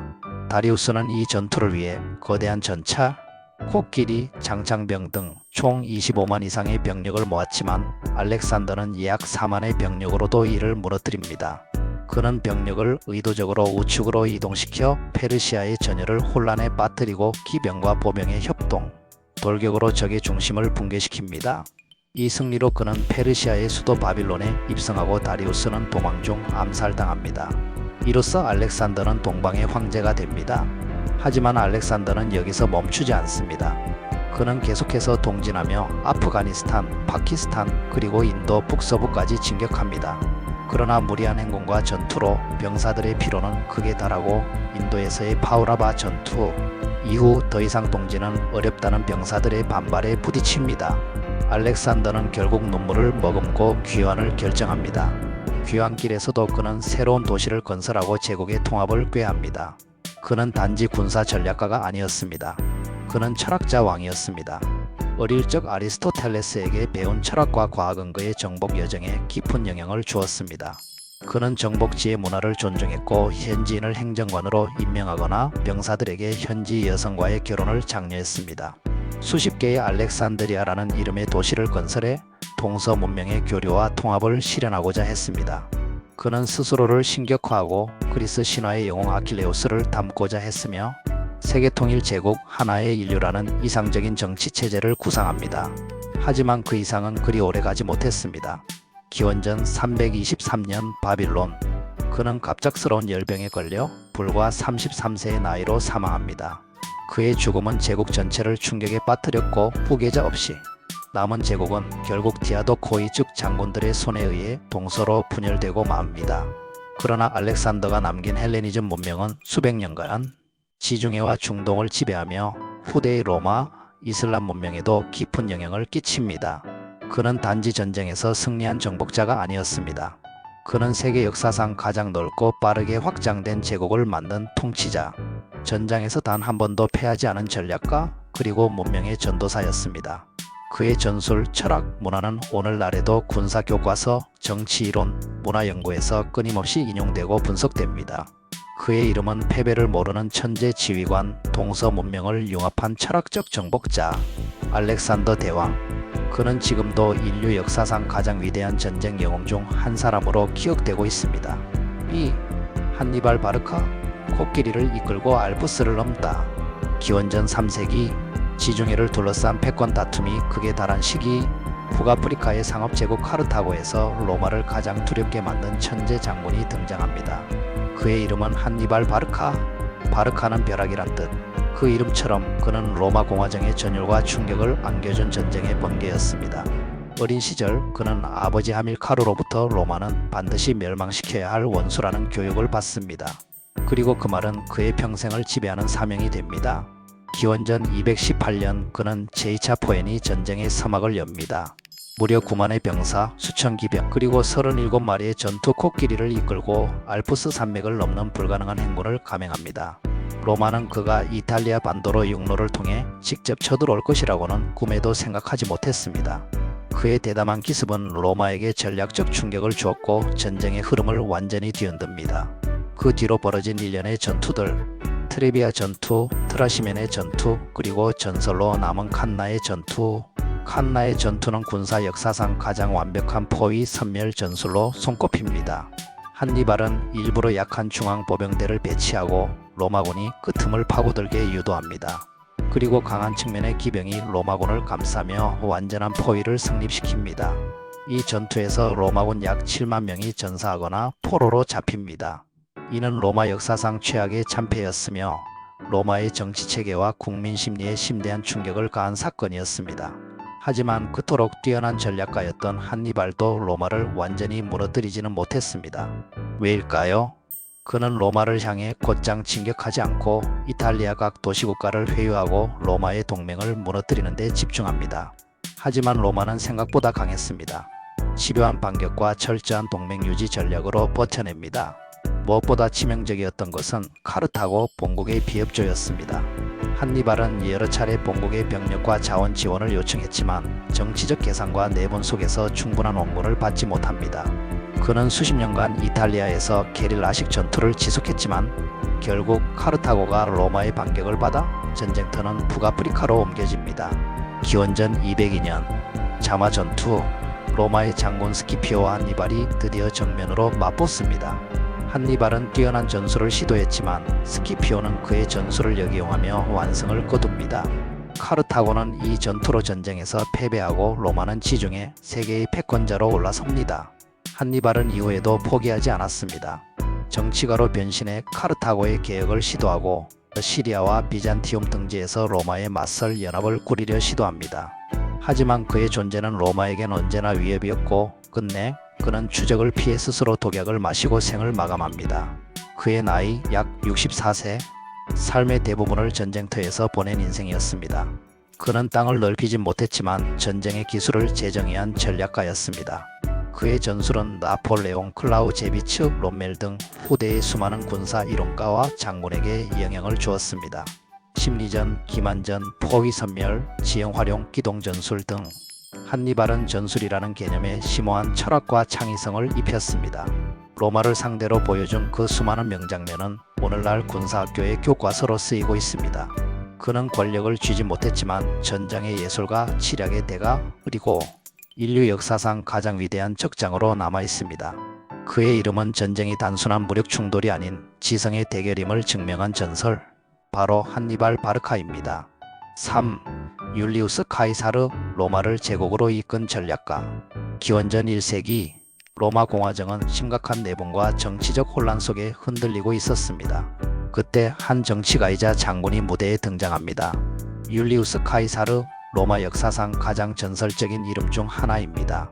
귀족 출신이었던 그는 화려한 수사학과 외교술 그리고 눈부신 군사 능력을 갖춘 인물이었습니다. 그러나 무엇보다도 카이사르는 시대를 바꾸는 리더십을 가진 사람이었습니다. 그는 스스로를 평범한 시민으로 포장하며 민중의 지지를 얻었고 정치적으로는 원로원의 견제를 받았지만 외적으로는 끊임없는 정복을 통해 입지를 다져갑니다. 카이사르가 본격적으로 이름을 날리게 된 계기는 바로 갈리아 원정입니다. 기원전 58년부터 8년간 이어진 이 원정에서 그는 오늘날 프랑스와 벨기에, 일부 독일 지역에 해당하는 갈리아 전역을 완전히 제압합니다. 수많은 부족과의 전투 속에서 카이사르는 기동력, 정보전, 그리고 심리전을 탁월하게 활용했습니다. 가장 유명한 전투는 알레시아 전투. 여기서 그는 한 도시를 포위하는 동시에 놈을 주로 오는 외부 군대까지 방어해야 했습니다. 그는 이중 방어선을 구축해 안쪽으론 도시를 포위하고 바깥으론 외부적을 막는 구조를 만들었습니다. 결과는 대승. 카이사르는 단지 힘이 아닌 구조적 사고와 전략적 계산으로 수적 열세를 극복했습니다. 이러한 연전연승은 그를 단순한 장군이 아닌 전쟁의 설계자로 만들었습니다. 그는 병사들과 항상 같이 자고 같이 먹으며 절대적인 신뢰를 얻었습니다. 병사들은 그를 위해 목숨을 바쳤고 그는 병사 한 명 한 명의 이름을 기억하며 사기를 끌어올렸습니다. 하지만 그의 성공은 정치적으로는 큰 위협이 되었습니다. 로마 원로원은 그의 권력을 두려워했고 카이사르의 해임을 명령합니다. 기원전 49년 카이사르는 북이탈리아에 있는 루비콘 강 앞에서 망설입니다. 강을 넘으면 반란군이 되고 넘지 않으면 모든 것을 잃게 됩니다. 그는 결국 결단을 내리며 역사에 남을 말을 남깁니다. 주사위는 던져졌다. 이로써 로마 내전이 시작됩니다. 카이사르는 순식간에 로마를 장악하고 이집트로 도망친 적수 폼페이우스를 추격합니다. 이집트에선 클레오파트라와 동맹을 맺고 정치적, 군사적 입지를 더욱 강화합니다. 내전의 승자가 된 카이사르는 종신 독재관으로 임명됩니다. 그는 단순한 지휘관이 아닌 정치 개혁자이자 행정가로 변모합니다. 그는 율리우스력이라 불리는 새 달력 체계를 도입하고 지방민에게 시민권을 확대하며 토지 재분배, 빈민구제, 도시 재건 등 로마 사회 전반의 획기적인 개혁을 단행합니다. 하지만 이런 강력한 권력은 기존 공화정 체제를 중시하던 원로원에게는 엄청난 위협이 됩니다. 기원전 44년 3월 15일 카이사르는 원로원 회의장에서 암살당합니다. 그를 찔러 죽인 자들 중에는 그의 절친 브루투스도 있었습니다. 죽기 전 그는 이렇게 말합니다. 브루투스, 너 맞아? 그의 죽음은 로마 시민을 충격에 빠뜨리고 곧바로 로마는 또 다른 내전의 소용돌이에 휘말리게 됩니다. 그러나 아이러니하게도 그의 죽음은 결국 로마 제국의 탄생을 앞당기는 계기가 됩니다. 카이사르의 양자인 옥타비아누스가 내전을 제압하고 초대 황제 아우구스투스가 되면서 로마는 본격적인 제국 시대로 접어들게 됩니다. 카이사르는 전쟁과 정치를 모두 이해한 탁월한 리더였습니다.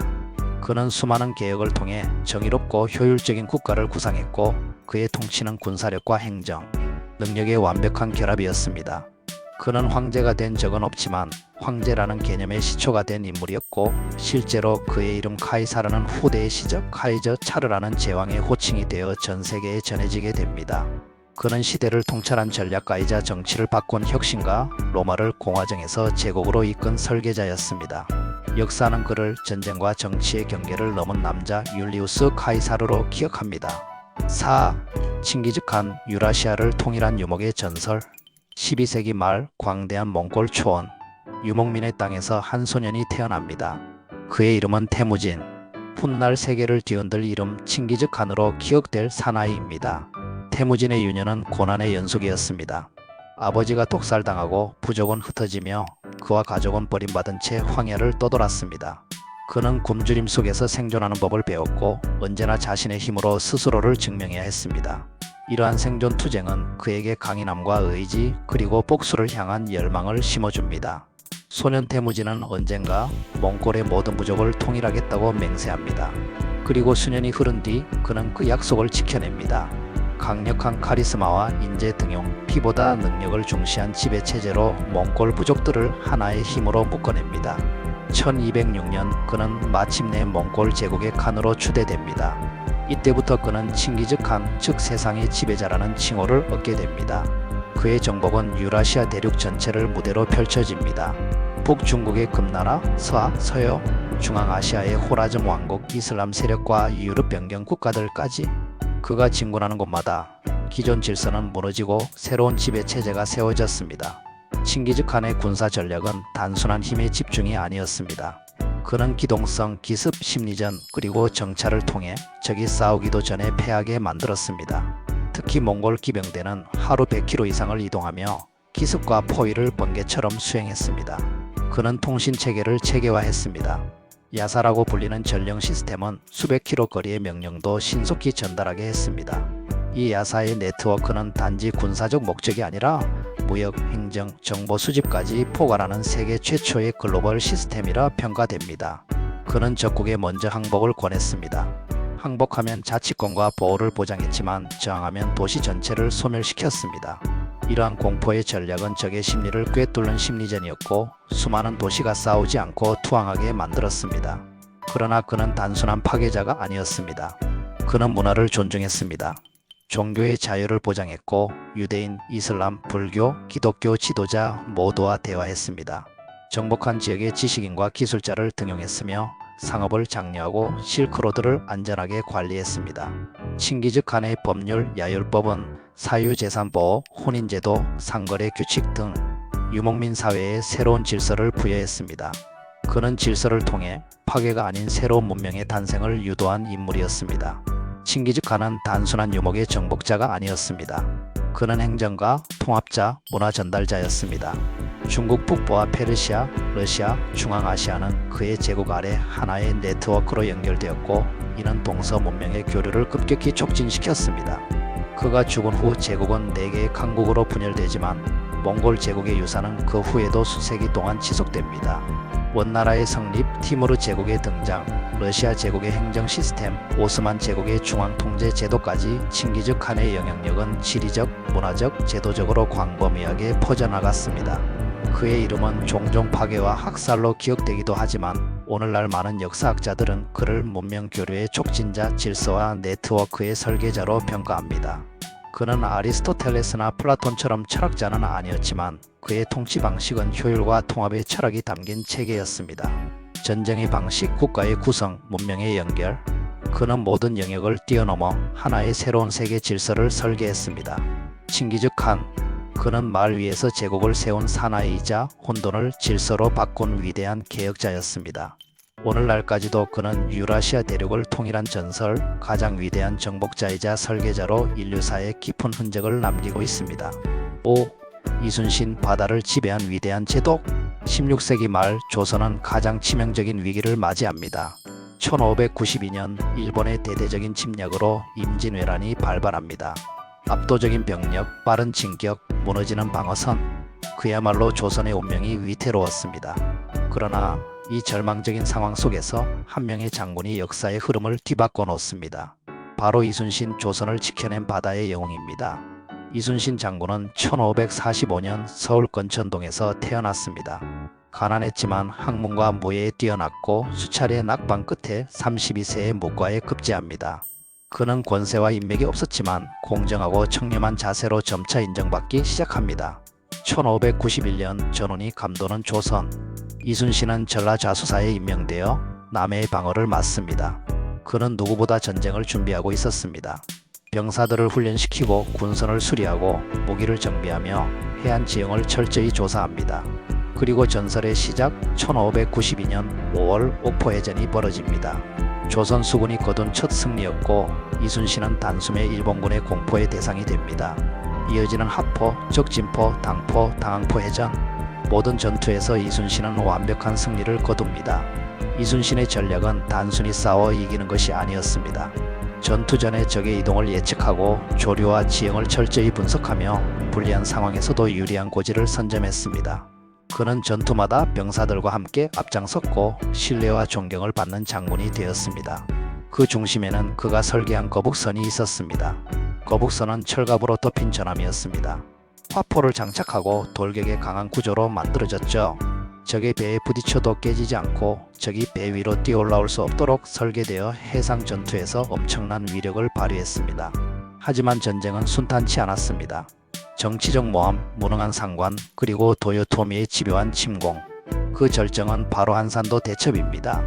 이순신은 하객진 전술로 일본 수군을 유인한 뒤 포위에 괴멸시킵니다. 이 승리로 조선은 제해권을 완전히 장악하게 됩니다. 그러나 아이러니하게도 가장 많은 승리를 거둔 이순신은 모함을 받아 체포되고 백의종군하게 됩니다.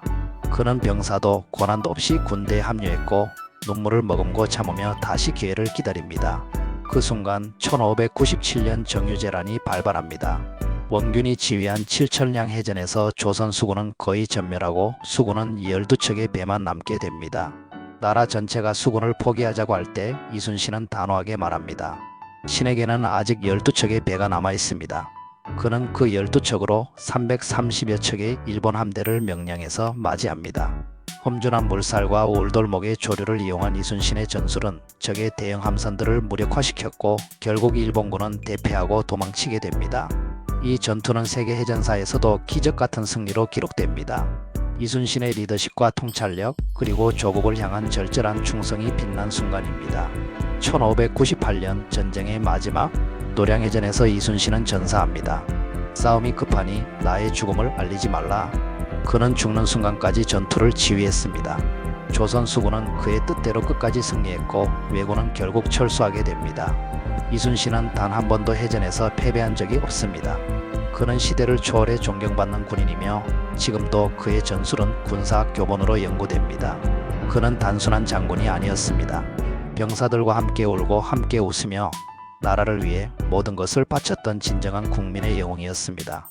오늘날 그의 정신은 해군의 모토가 되었고 수많은 전투함에 이순신의 이름이 붙어 있습니다. 그의 생애는 절망 속에서도 포기하지 않는 용기, 그것이 나라를 지키는 힘이다 라는 교훈을 남겼습니다. 역사는 그를 불멸의 바다 사령관이라 부릅니다. 자, 이제 6번째 세계 역사상 가장 위대한 전쟁 영웅으로 안내하겠습니다.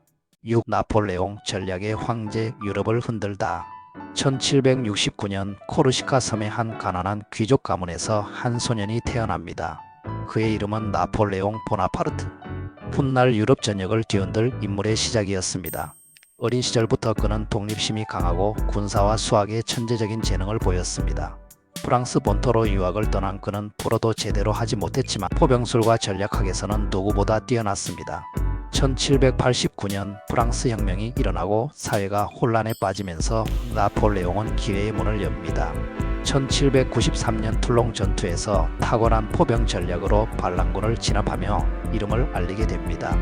그는 순식간에 장군으로 승진하고 1796년 이탈리아 원정군의 총사령관으로 임명됩니다. 이탈리아 원정에서 그는 가난한 군대를 이끌고 오스트리아군과 여러 번 충돌합니다. 그러나 기민한 기동과 적절한 타이밍의 공격으로 거듭 승리를 거둡니다. 이 원정은 단순한 군사작전이 아니었습니다. 그는 전장에서 전설이 되었고 정치적으로도 스타가 되었습니다. 그의 다음 무대는 이집트였습니다. 프랑스의 동방 진출을 위해 시작된 이 원정은 과학자와 예술가들도 대동한 문화적 탐험이기도 했습니다. 그러나 나일강 해전에서 넬슨 제독에게 패하면서 전략적으로는 실패로 남습니다. 하지만 나폴레옹은 언제나처럼 실패를 기회로 바꾸는 법을 알았습니다. 이집트에서 몰래 프랑스로 귀환한 그는 쿠데타를 일으켜 통영 정부를 수립합니다. 1804년 그는 마침내 스스로 황제의 자리에 오릅니다. 스스로 왕관을 쓰며 신보다도 권위를 내세운 그 순간 유럽은 새로운 시대를 맞이합니다. 이후 나폴레옹은 본격적으로 유럽 정복에 나섭니다. 1805년 오스트리아와 러시아의 연합군을 맞아 아우스트리츠 전투를 벌입니다. 이 전투에서 그는 중앙 돌파와 역포위 전략을 통해 연합군을 완벽히 격파합니다. 군사 역사상 가장 완벽한 전투 중 하나로 평가됩니다. 이어지는 전쟁 속 프로이센, 러시아, 스페인까지 그의 군대는 모든 곳을 누볐고 프랑스는 유럽의 중심으로 떠오릅니다. 그는 단순한 군사 지휘관이 아닙니다. 행정, 법률, 교육, 금융 제도까지 근대국가의 기틀을 마련했습니다.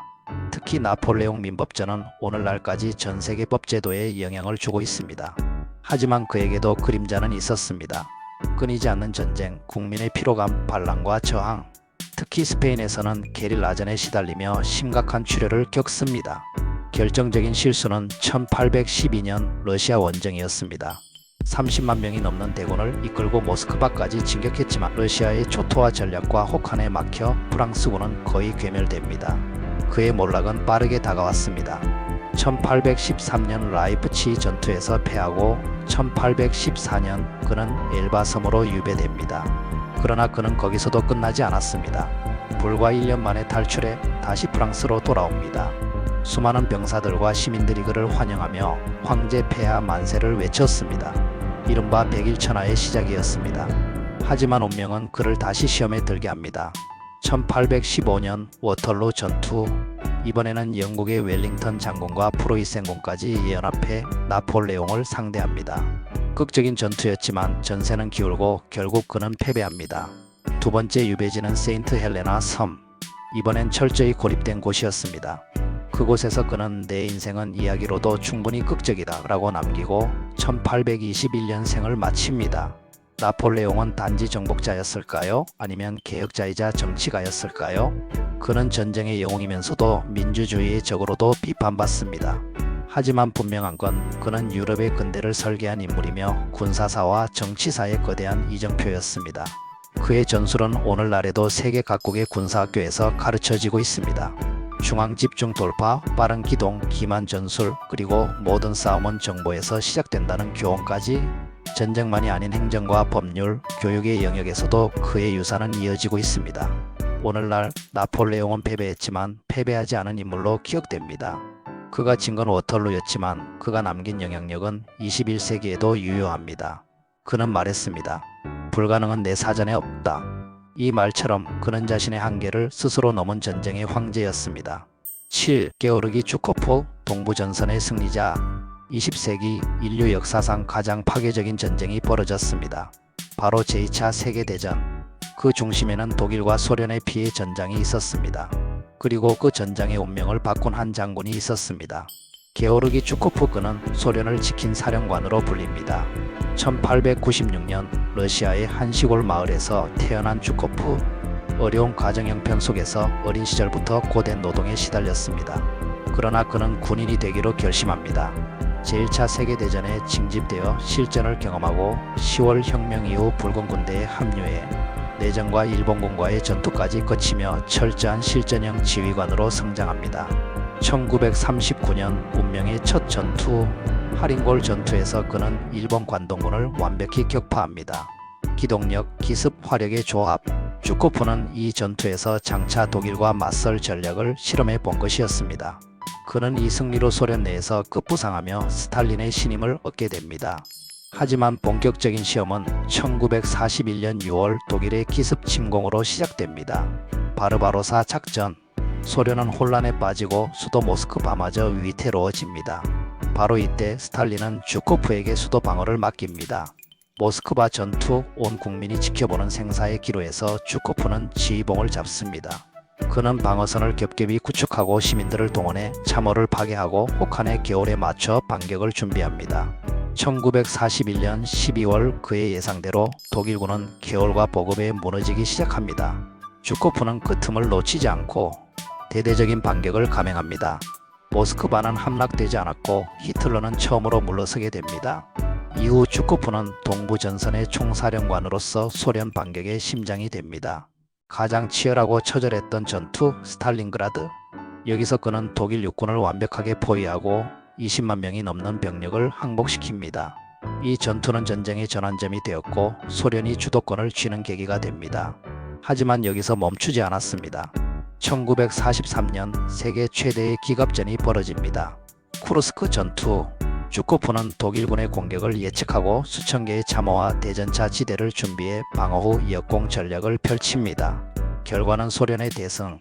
이로써 독일군은 다시는 동부전선에서 주도권을 회복하지 못하게 됩니다. 전쟁 말기 주코프는 마지막 임무를 맡습니다. 베를린 점령 작전. 1945년 4월 그는 무려 200만의 병력을 이끌고 베를린을 포위합니다. 독일군의 최후 저항은 치열했지만 주코프의 지휘 아래 소련군은 결국 베를린을 점령합니다. 5월 9일 독일이 항복하고 전쟁은 끝납니다. 주코프는 나치 독일의 종전을 서명받은 인물로 전쟁의 승리자로 역사에 남습니다. 그의 전략은 단순한 병력 운용이 아니었습니다. 정보전, 병참 능력, 타이밍, 무엇보다도 병사들의 사기와 인내심을 고려한 인간 중심의 전략이었습니다. 그는 냉정했지만 무모하지 않았고 계산적이지만 결단력 있는 지휘관이었습니다. 하지만 전쟁이 끝난 후 그의 명성은 스탈린의 견제를 받기 시작합니다. 지나치게 인기가 높다는 이유로 좌천되고 권력의 주변으로 밀려납니다. 그럼에도 불구하고 후르쇼프 시대 이후 그는 복권되고 소련 국방부 장관으로 다시 중용됩니다. 그는 전쟁 영웅으로서 소련의 군사력 개혁을 주도하며 냉전 초기의 군 체계를 정립합니다. 1974년 게오르기 주코프는 조용히 생을 마감합니다.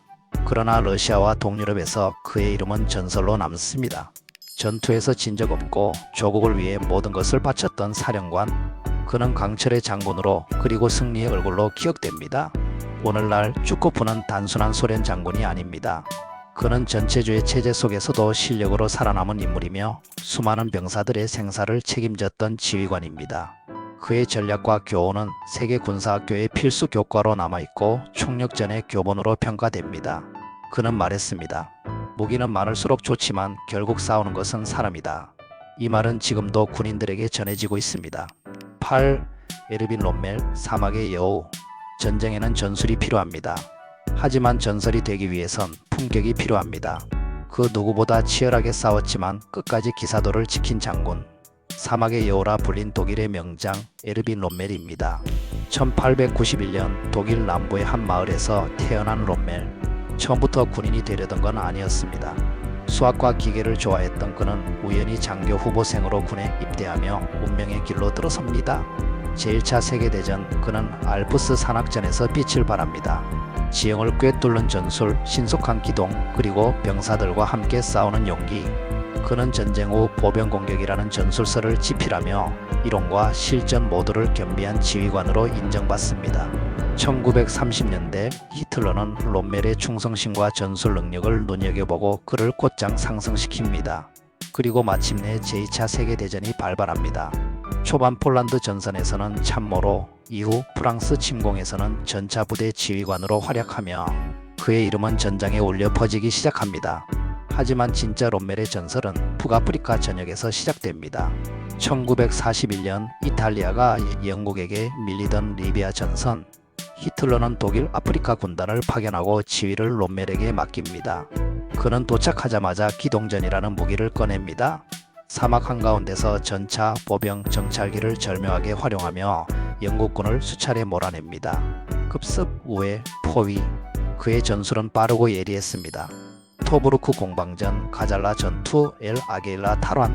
그는 수적 열세 속에서도 항상 먼저 움직이고 먼저 공격하며 연합군의 전열을 붕괴시킵니다. 언론은 그를 데저트 파크스 사막의 여우라 불렀습니다. 그의 탁월한 점은 단순한 전술만이 아닙니다. 항상 병사들과 같은 곳에서 자고 먹고 가장 위험한 전선에 직접 나타났으며 전우들의 고통과 명예를 존중했습니다. 그는 적에게도 예의를 갖추는 지휘관이었고 민간인 학살이나 유대인 학살과는 거리를 둔 인물이었습니다. 그러나 전세는 기울기 시작합니다. 영국군은 몽고메리 장군의 지휘 아래 보급과 병력을 강화하고 미군도 북아프리카에 상륙하면서 롬멜은 점점 포위됩니다. 그는 무모한 전면전을 피하고 전략적 후퇴를 반복하며 군을 최대한 보호합니다. 하지만 독일 본국은 계속해서 무조건적인 공격을 요구했습니다. 1943년 북아프리카 전선이 붕괴되고 롬멜은 유럽 방어 사령관으로 전환됩니다. 그리고 그는 역사적 순간을 마주하게 됩니다. 1944년 연합군은 노르망디 상륙작전을 개시합니다. 롬멜은 프랑스 해안선에 철저한 방어망을 구축해야 한다고 주장했지만 히틀러는 후방에서 반격하라는 방침을 고수했습니다. 결국 그의 전략은 무시당했고 연합군은 해안에 발판을 마련하게 됩니다. 그리고 더 큰 파도가 닥쳐옵니다. 1944년 7월 20일 히틀러 암살 미수 사건 발생. 롬멜은 직접 참여하지 않았지만 연루된 인물들과 교류했고 히틀러에 대한 불만을 표출한 사실이 알려지면서 그 역시 의심받게 됩니다. 히틀러는 재판 없이 명예로운 죽음을 선택하라고 통보합니다. 롬멜은 가족을 지키기 위해 자택에서 자살을 선택합니다. 그는 53세였습니다. 그의 죽음은 전 세계적으로 충격을 주었습니다. 적군이었던 연합군 장성들도 진정한 군인의 죽음이었다며 경의를 표했습니다. 그는 패배했지만 품위를 지킨 사령관이었고 권력보다 원칙을 따랐던 군인이었습니다. 오늘날 롬멜은 존경받은 적군 장군이라는 독특한 위치에 서 있습니다. 그의 전술은 기계와 전의 교본이 되었고 그의 인간성은 군인 정신의 표상이 되었습니다. 그는 말했습니다. 패배는 병사의 책임이 아니라 지휘관의 책임이다. 이 말은 지금도 전 세계의 장교 후보생들에게 전해집니다.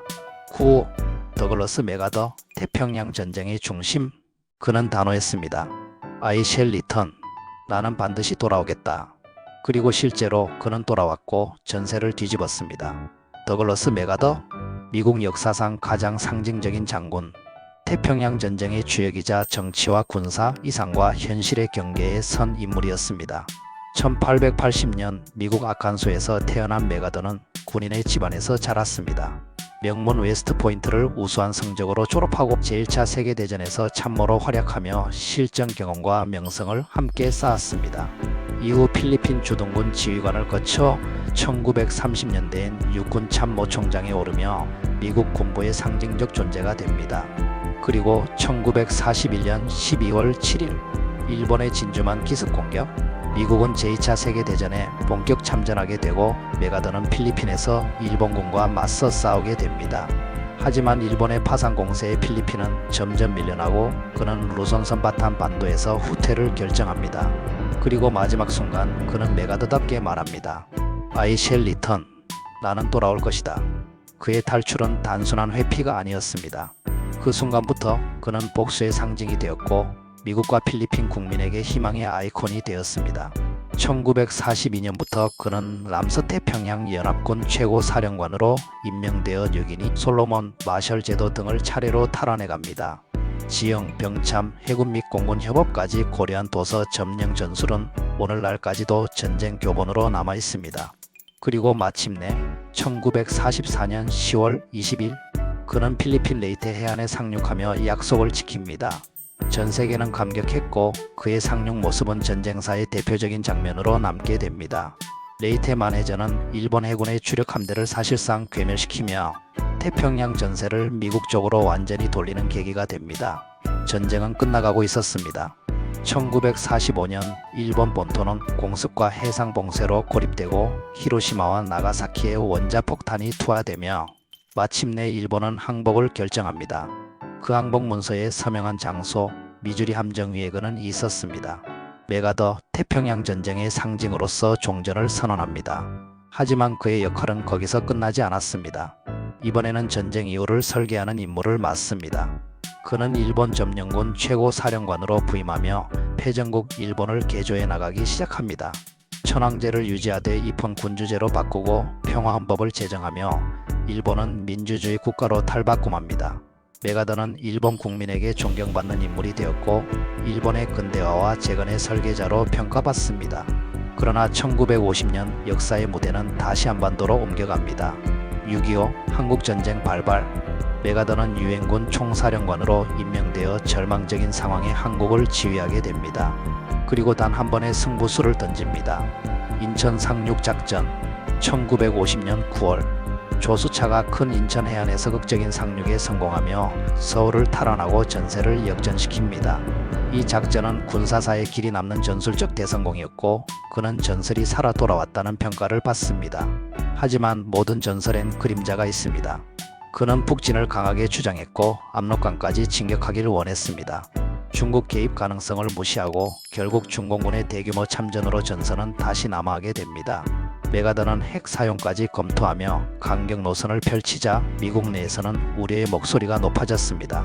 결국 1951년 해리 트루먼 대통령은 그를 해임하게 됩니다. 그는 고향 미국으로 돌아와 수백만 명의 환영을 받으며 의회에서 작별 연설을 합니다. 그 유명한 한마디, 노병은 죽지 않는다. 다만 사라질 뿐이다. 그 말과 함께 메가더는 전장에서 은퇴합니다. 그는 이후로 정치에 나서지 않았고 조용히 생을 마무리합니다. 1964년 84세의 나이로 타계합니다. 그가 남긴 것은 단지 전투의 승리만이 아니었습니다.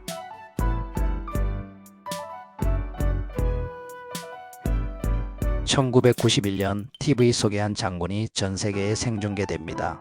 그의 전투는 단 한 번의 실수도 없었고 그의 말 한마디는 전쟁의 기준을 바꿔놓았습니다. 그의 이름은 노먼 슈워츠코프. 냉전의 종식과 함께 등장한 21세기형 전쟁 영웅 그리고 정밀 타격이라는 새 시대를 연 장군입니다. 1934년 뉴저지에서 태어난 노먼 슈워츠코프는 군인의 아들로 자라났습니다. 그의 아버지 역시 군 장교였으며 페르시아만 지역에서도 복무한 바 있었죠. 그 영향으로 그는 어릴 때부터 군사와 전략에 관심을 가지게 됩니다. 웨스트포인트를 졸업한 그는 베트남 전쟁에서 최전방을 경험합니다. 병사들과 함께 진흙탕 속을 뒹굴며 책상 장군이 아닌 현장형 리더로 명성을 쌓기 시작합니다. 그는 철저한 원칙주의자였습니다. 베트남 전장에서 그는 위험한 작전을 직접 지휘했고 자신이 지시한 명령엔 반드시 책임을 졌습니다. 그리고 그는 늘 병사들의 편에 서 있었습니다. 좋은 군대는 좋은 지휘관이 아니라 좋은 병사에서 시작된다는 그의 신념이었습니다. 시간은 흘러 1990년 역사는 그를 다시 전면에 호출합니다. 이라크의 사담 후세인이 쿠웨이트를 침공하며 중동의 전운이 감돕니다. 미국을 중심으로 다국적군이 결성되고 작전 지휘권은 노먼 슈워츠코프에게 주어집니다. 그리고 그가 지휘한 작전의 이름은 사막의 폭풍 작전. 그는 압도적인 승리를 목표로 세웁니다. 단순한 무력 충돌이 아닌 정밀하고 짧으며 인명피해를 최소화한 작전. 그는 첨단 기술을 적극 도입합니다. GPS 기반 미사일, 위성통신, 스텔스 폭격기, 야간 전투 장비. 당시로서는 혁신적이었던 하이테크 전쟁이 시작된 것입니다. 1991년 1월 작전 개시와 동시에 5주간의 공중 폭격이 이어집니다. 이라크군은 지휘체계, 통신망, 레이더 기지를 잃고 마비 상태에 빠집니다. 그리고 이어진단 100시간의 지상전. 슈워츠코프는 좌측 갈고리라 불리는 대규모 우회 기동 작전을 통해 이라크군을 포위하고 괴멸시킵니다. 쿠웨이트는 해방되고 사상자 비율은 극히 낮았습니다. 이상에서 본 바와 같이 10인의 전쟁 영웅. 그들은 단순히 전투에서 이긴 사람이 아니었습니다. 자신의 민족과 국가 혹은 인류 전체를 위한 사명감으로 전장을 누볐던 인물들이었습니다. 그들의 전략은 전장의 흐름을 바꾸었고 그들의 결단은 세계사의 방향을 결정지었습니다. 어떤 이는 영웅으로 기억되었고 어떤 이는 시대의 희생양이 되었지만 그들의 삶은 모두 전쟁이라는 이름 아래서 피어난 인간의 극한 가능성이자 역사적 증거였습니다. 지금 우리가 살아가는 이 평화는 수많은 전쟁과 희생 그리고 영웅의 결단 위에 세워진 것입니다. 그 이름을 기억하고 그 정신을 되새기는 것, 그것이 진정한 전쟁사 연구의 의미일 것입니다. 세계 역사상 가장 위대한 전쟁 영웅 10인 어떠셨나요? 구독, 좋아요 부탁드립니다. 댓글에 의견 남겨주시면 더 좋은 이야기로 찾아뵙겠습니다. 감사합니다.